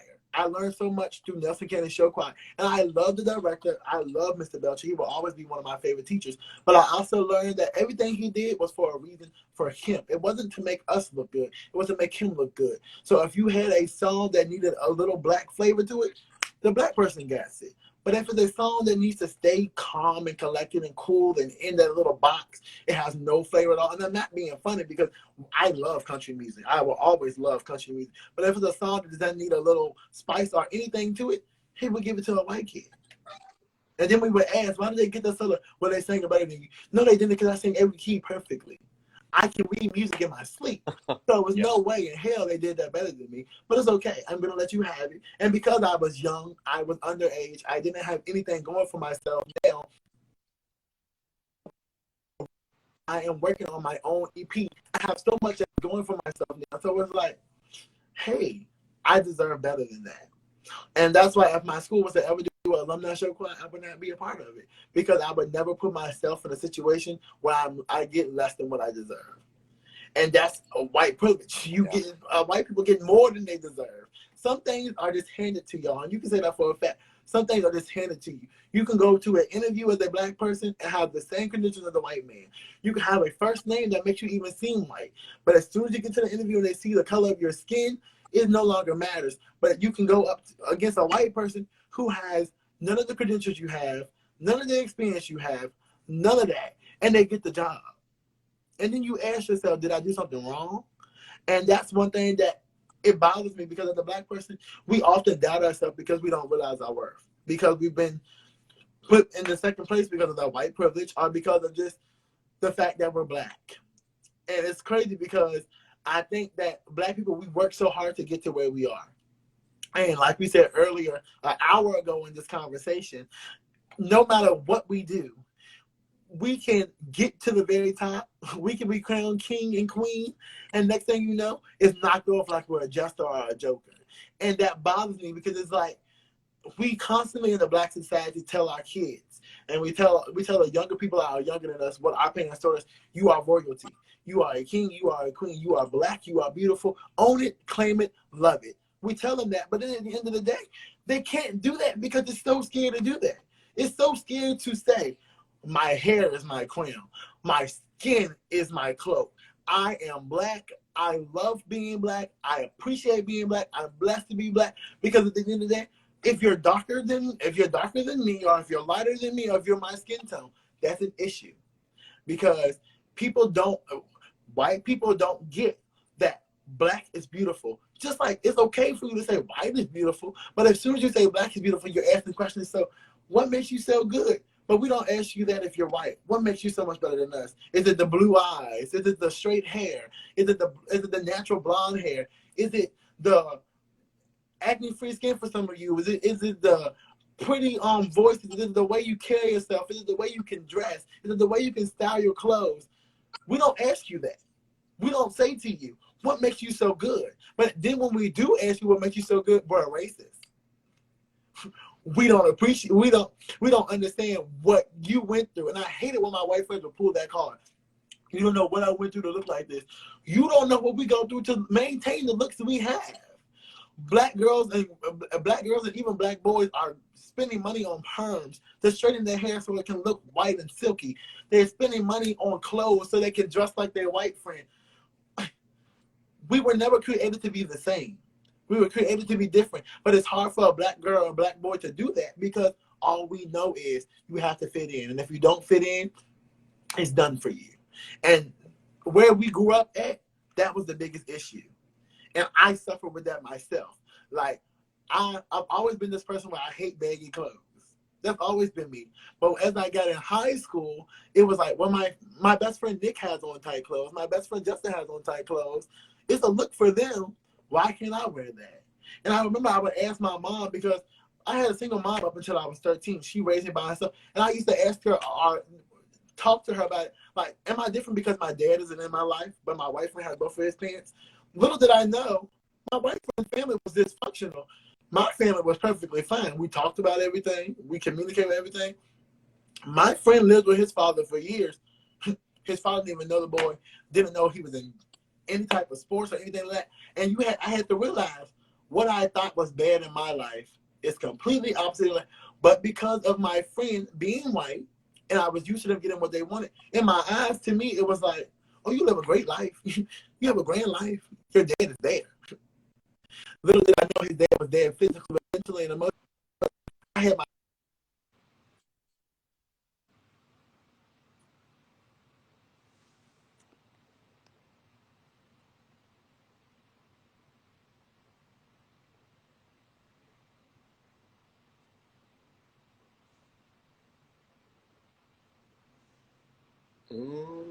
Let's see if we can get him back connected real quick. There we go.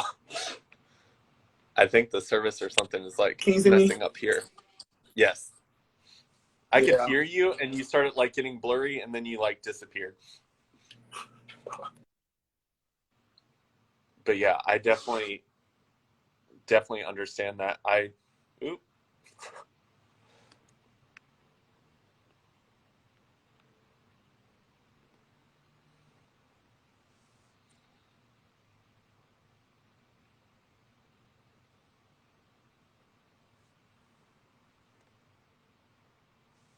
think service is starting to get pretty bad. Let's see.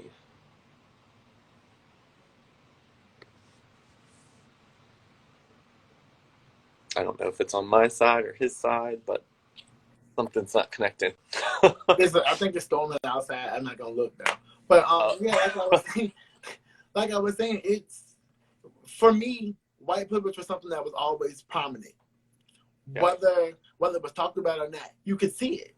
And in Nelson County and Amherst, Lynchburg and Charlottesville, surrounding areas, Waynesboro, Harrisonburg, it was something that was there. And if you had a white friend, you oftentimes seen it. Because and it was crazy because you would have black people doing it. You would be with your white friends and they would completely ignore that you were there. And they would go talk to your white friend. And then and then it's crazy in our community, most of the time if you're black, you're related in some form or fashion. So it's like, wow, you ignore me to go there. And that's because that's what we grew up in. We grew up with those mindsets to speak to who had the advantage first and then speak to everybody else second. And I can't speak for everybody, but that was something that bothered me because it was like, I've been your friend for 14, 15, 18 plus years, and you still act like you don't see me. It's, to you, you don't care that I'm here. And then I make you look good. And that's what another thing was with your white friends. A lot of people in school, if you were white, you had a black friend for one reason only, unless you really cared about it. It was because you had to make your group look like it was diverse. You didn't want it to look like all you cared about was everybody looking like you. But that was what you were thinking. Because like when a party would happen, you didn't invite the black friend. And then the black friend would hear about it, but why wasn't invited? Oh, well, my mom and dad said I can have this certain amount of people at the party. You're a liar. You just didn't want me there because you felt like people were going to talk about you.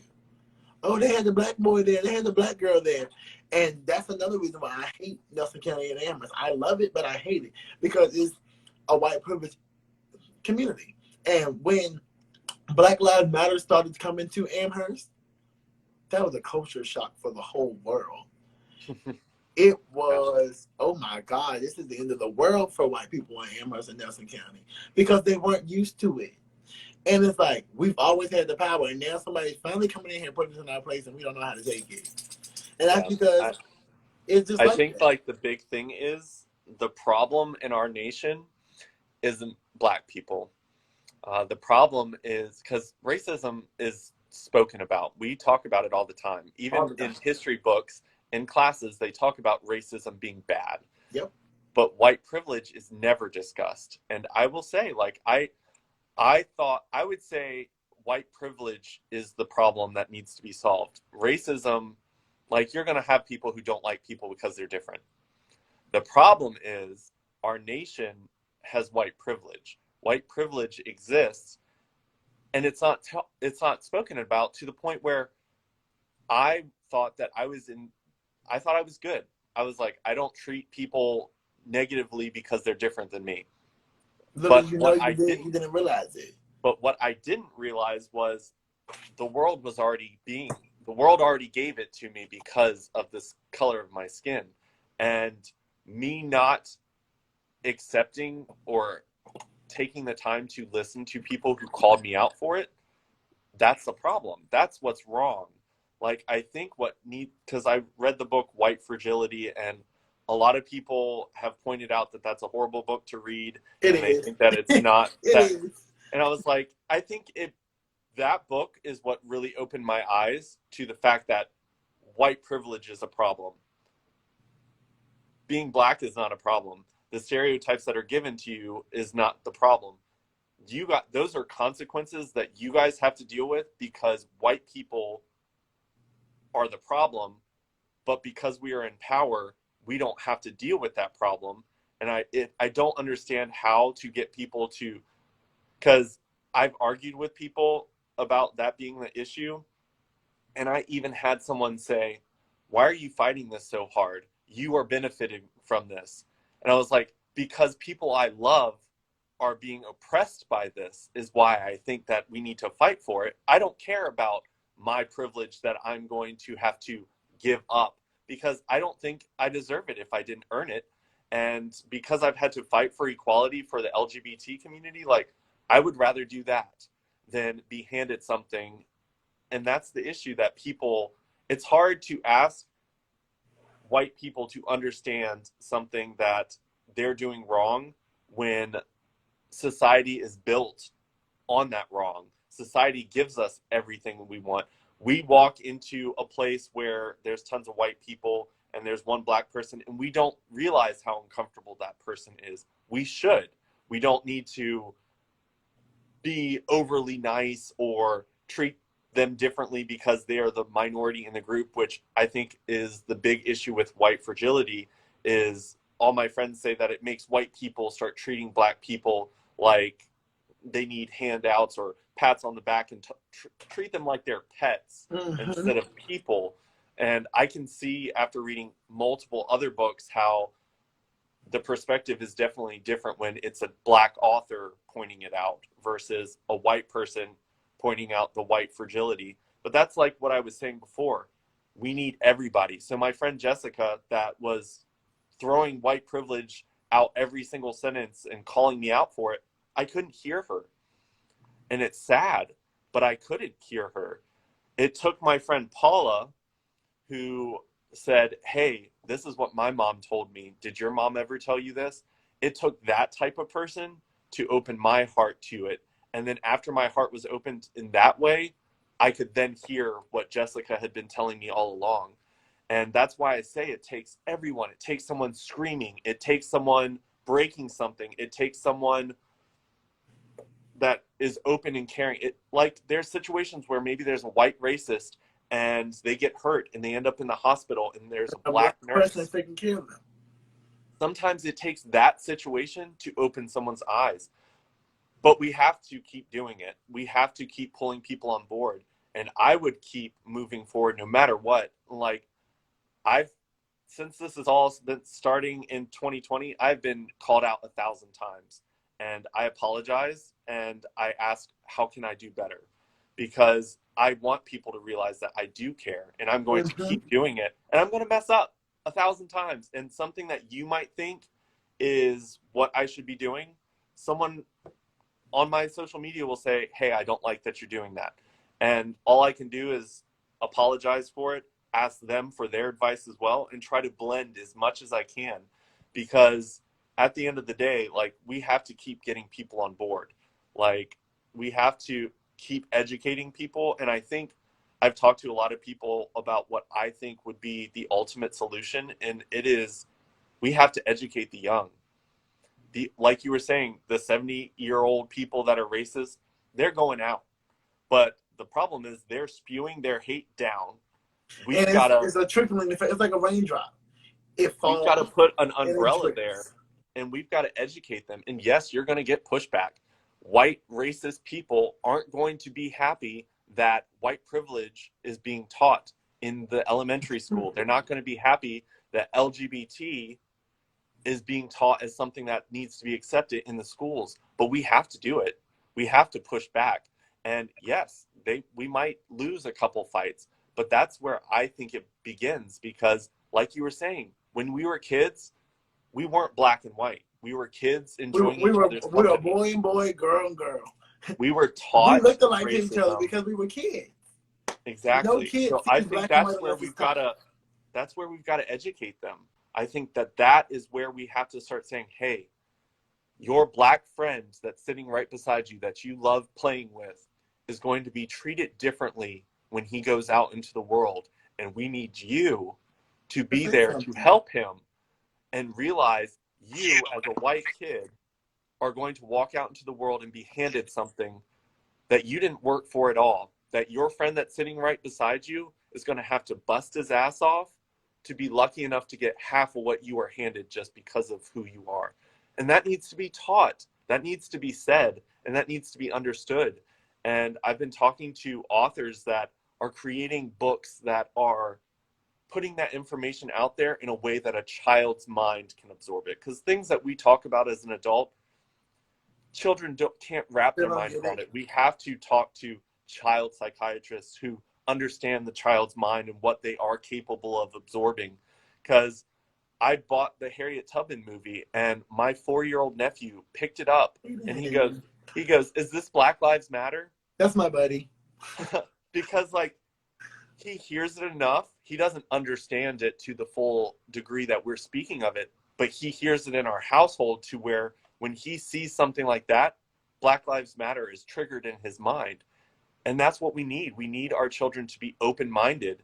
And I mean, there's so many different levels of things, but I think that's where we've got to start, is the children, because we've got to push back today, not just tomorrow. So if we start when they're young, 20, 40 years from now, this should not be happening.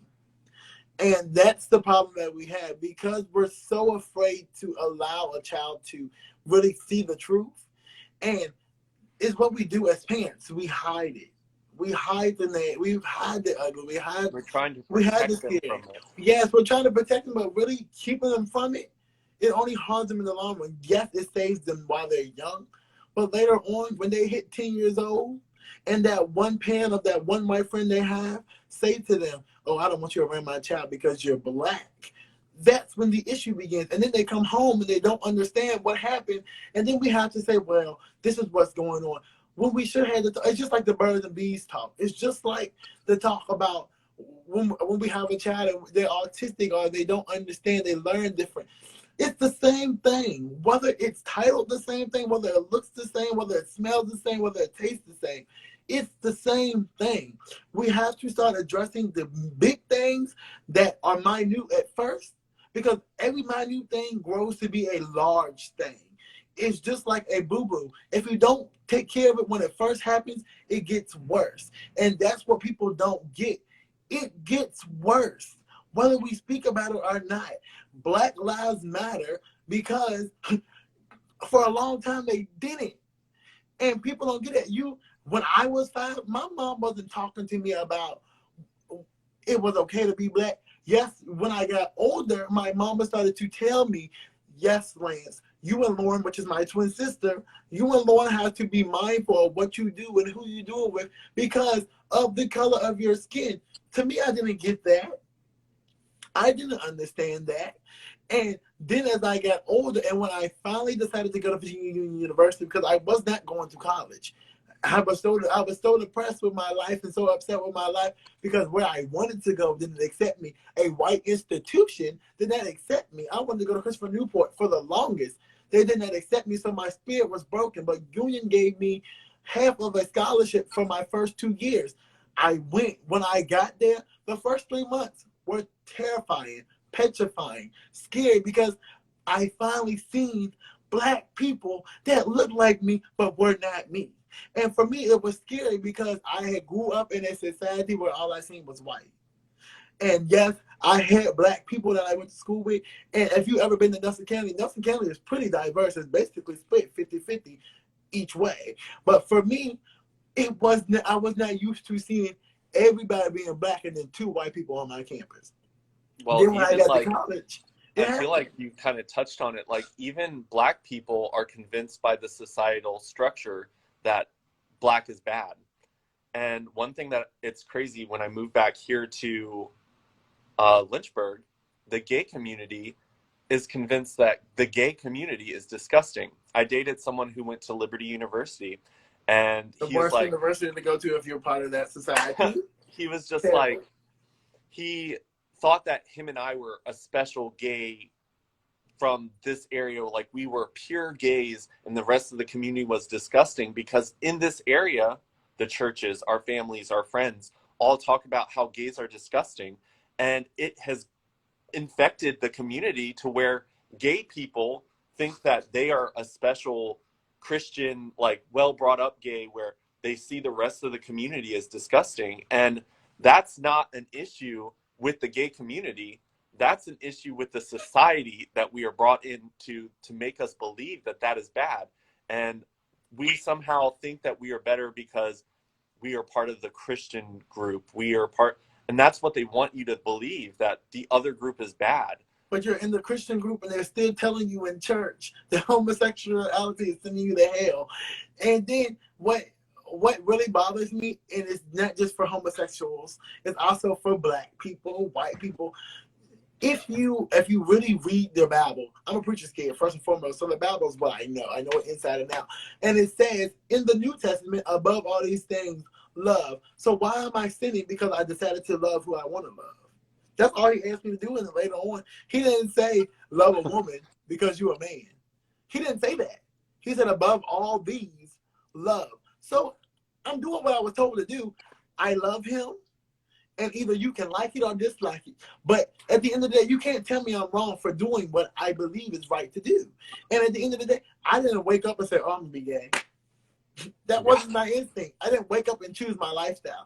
My life chose me. And people don't get that. It's the same with being black. We didn't wake up and say, oh, I want to be black today. We didn't go, we were in our mom's stomach saying, okay, well, if I can choose to be white, I'm going to be white. If I choose to be black, I'm going to be black. We didn't say that. We are who we are. God obviously made you white for a reason. He made me black for a reason. It might be for the same purpose, but in two different communities. It might be to spread the fact that everybody's the same. We bleed the same color. We brush our teeth the same way. We wipe our ass the same way. We're all human. We're the same.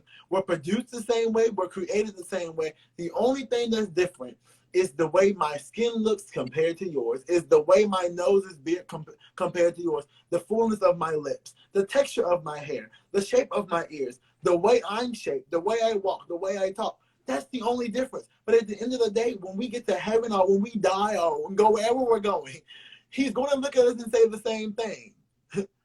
He's going to tell us, you were human. You made this mistake. No sin is bigger than any other sin. So why is me being black an issue? Why is being white okay? Why is me being gay an issue? Why is being straight okay? Who wakes up and says, I'm going to be straight today. I'm going to be gay today. I'm going to be black today. I'm going to be white today. At the end of the day, I didn't choose to be anything that I am. I didn't choose to be a boy. I didn't choose to be black. I didn't choose to be gay. I didn't choose to be able to talk. I didn't choose to be able to walk. And it's just like, and I had to let people know, being black is almost like being crippled. And I say that not being funny, not being disrespectful to the handicapped people, but I'm saying that because no one wakes up and says, I want to lose my ability to walk. I want to lose my ability to see. I want to lose my ability to use my own hands, to wipe my own ass, to brush my own teeth, to take care of myself. No one says that. Nobody wakes up and says, I want to get in a car accident. I want to get shot in the back. No one says that. No one chooses the bad things in their life, and nobody chooses the good things in their life that they can't control. You can choose who you let into your life, but you can't choose who you are and what happens in your life. You can control bits and pieces of it, but at the end of the day, the man upstairs already has a book planned out for you. He already made you black. He already made you white. He already made you Hispanic. He already made you Asian. He already made you a descendant of Jamaica. He already made you a descendant from England. He already chose where he was going to place you and make you. You can't choose who you are. Yes, you can try to shape and mold it, but at the end of the day, the real you is always going to show. No matter how hard you try to hide it, make it up, it's always going to show. And that's like with my female friends that wear makeup. I have to let them know sometimes, yes, you're beautiful with the makeup on too, but at the end of the day, you're not going to hide who you really are once you take the makeup off. Either way, they're going to see it. They're going to see the zit. They're going to see the blemish. They're going to see the scars. They're going to see the deformation in your skin. They're going to see it. You can't hide it forever. So at the end of the day, it's best for you to accept it, to own it, to live it, to love it, and to control it. You can control everything that happens in your life, but who you are. And that's because that's who you are. I think the one thing that we can control is loving and accepting ourselves for who we are. Yeah. Like, it's a waste of time to try to be something that you're not. Like, that's when it comes to choosing to be gay. It's not choosing to be gay. I'm born that way. What I did choose was to be happy that I'm gay and not hate myself. I chose to hide it for so long. And like, yes, every gay, I don't care what any gay says. When you first realize that's what you are, you're scared. Whether your family is accepting or not, you're scared because all you know, all you see, except for now, and which is something that I actually love about what the world is doing. But when we were kids, all you seen was heterosexual relationships. Or if you did see a gay character in something, they didn't call them gay. They didn't ever say that they were gay. They said something like, oh, that's just what they like. Or that's their friend. And they still do that in the world we live in today. I'm sure your grandparents addressed your boyfriend or whoever you're with or dating with, that's your friend. They don't say that's your friend, but if you were your sister, if you were Jen or your little sister, they would say that's your boyfriend.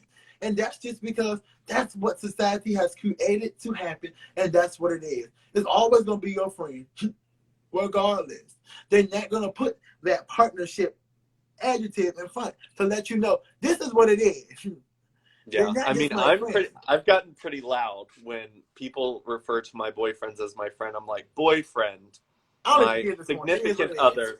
Because, like, I personally, I know what it felt like when I was in the closet, and when people said stuff like that, how much of a knife that felt. And for me personally, like, I put people in their place now.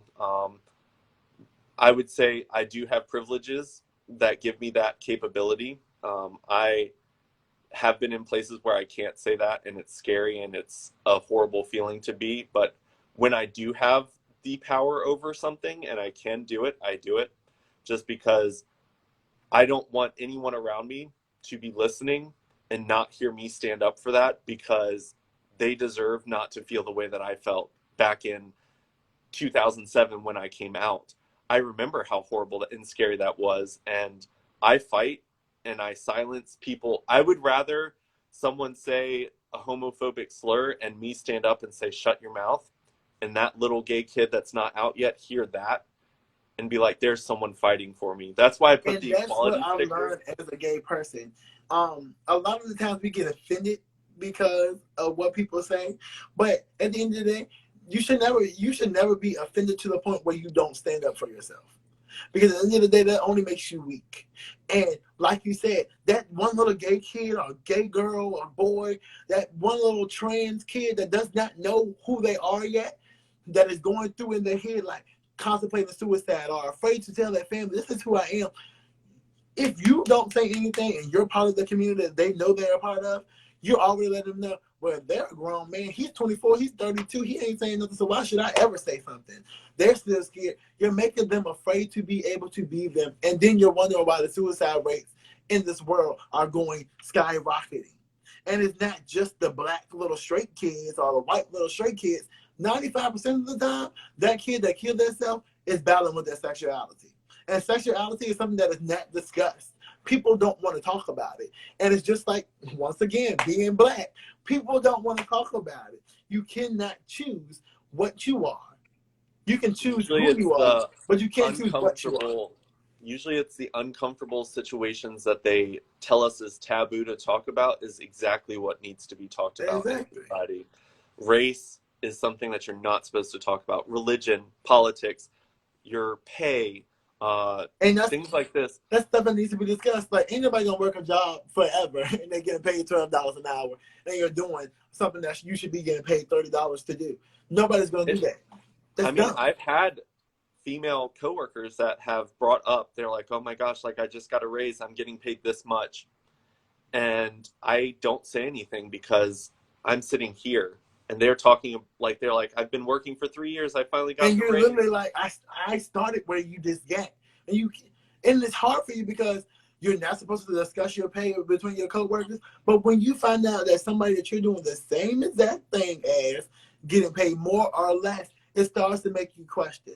And I've done that in my career now. I've witnessed it in other jobs I had, such as when I was working at Capital One. And I don't know if anybody here works for Capital One, continue doing what you're doing. Make your money, get your check, collect your coin. But one of the many reasons that I left Capital One was, first of all, my manager was an ass. Secondly, I was not getting paid enough to do what I was doing. Yes, it was a call center. Ooh, what you do all day? People don't get it. I was working on the phone. That means nothing. I was doing a bank teller's job.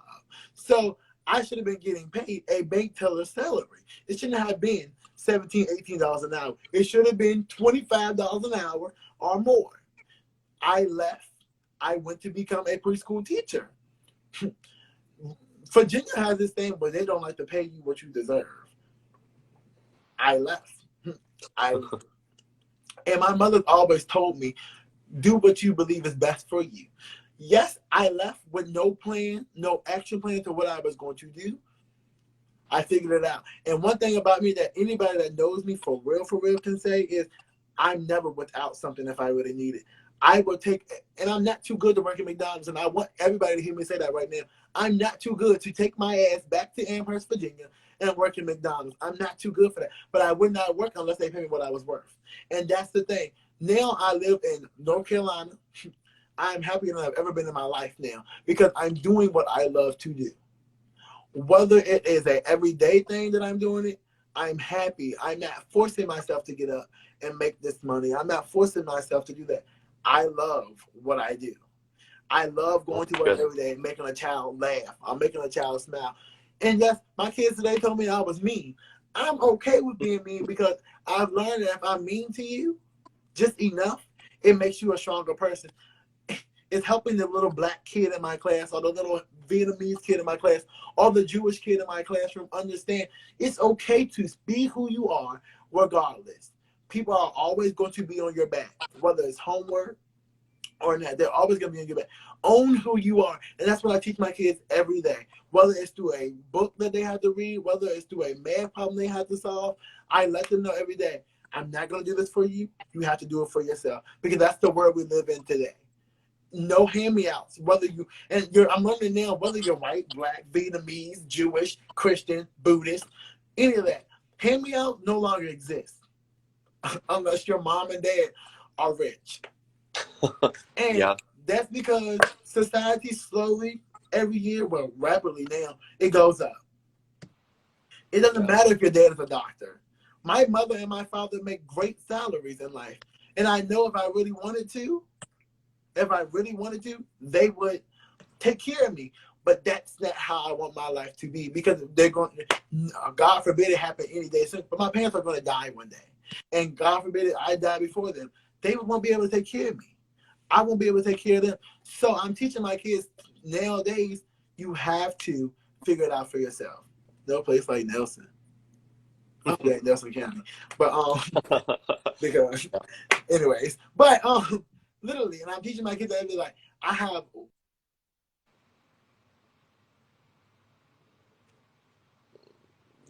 I can't hear what you're saying.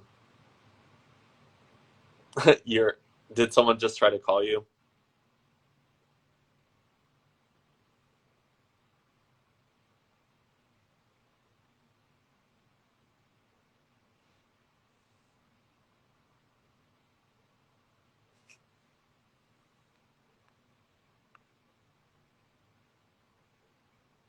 There we go. You're back. I don't know if I can hear you, but you're back. Well, left.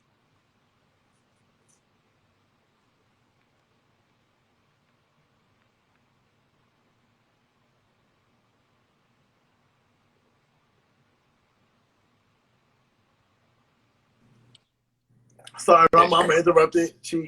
Mama interrupted. But what was I talking about? Oh, my kids. I teach them every day that they have to be independent.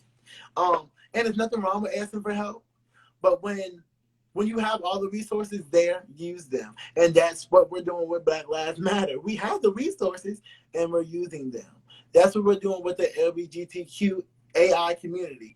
We're using them. We're AI plus community. We're using the resources we have. Finally, we have them, so we're taking advantage of them. And that's what I tell my kids every day. I don't know if one day they're going to be the president of the United States. I don't know if they're going to be the doctor that saves my life in the future. I don't know that, but I want them to be able to figure it out on their own. I don't want to tell them this is what you're going to be. And that's what we did a lot as kids. We let people tell us what we were supposed to be. And now that we're older, I thought that I was going to be the next Chris Brown in this world.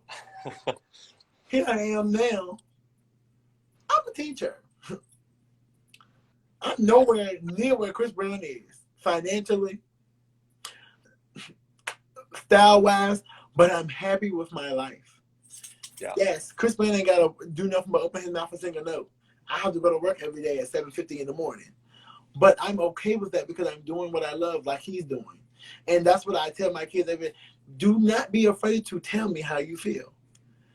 Yeah. If you don't want to do it, you're gonna have to do it because it's a grade. But still, don't sit there and hold that in. Say something. Let's talk about it. Let's see if we can figure out an alternative. You're gonna do the assignment, but we can figure out another way for you to do it. Do what makes you happy. That's what we're doing with Black Lives Matter. We're doing what we're doing to make sure we're happy. We're fighting for our rights.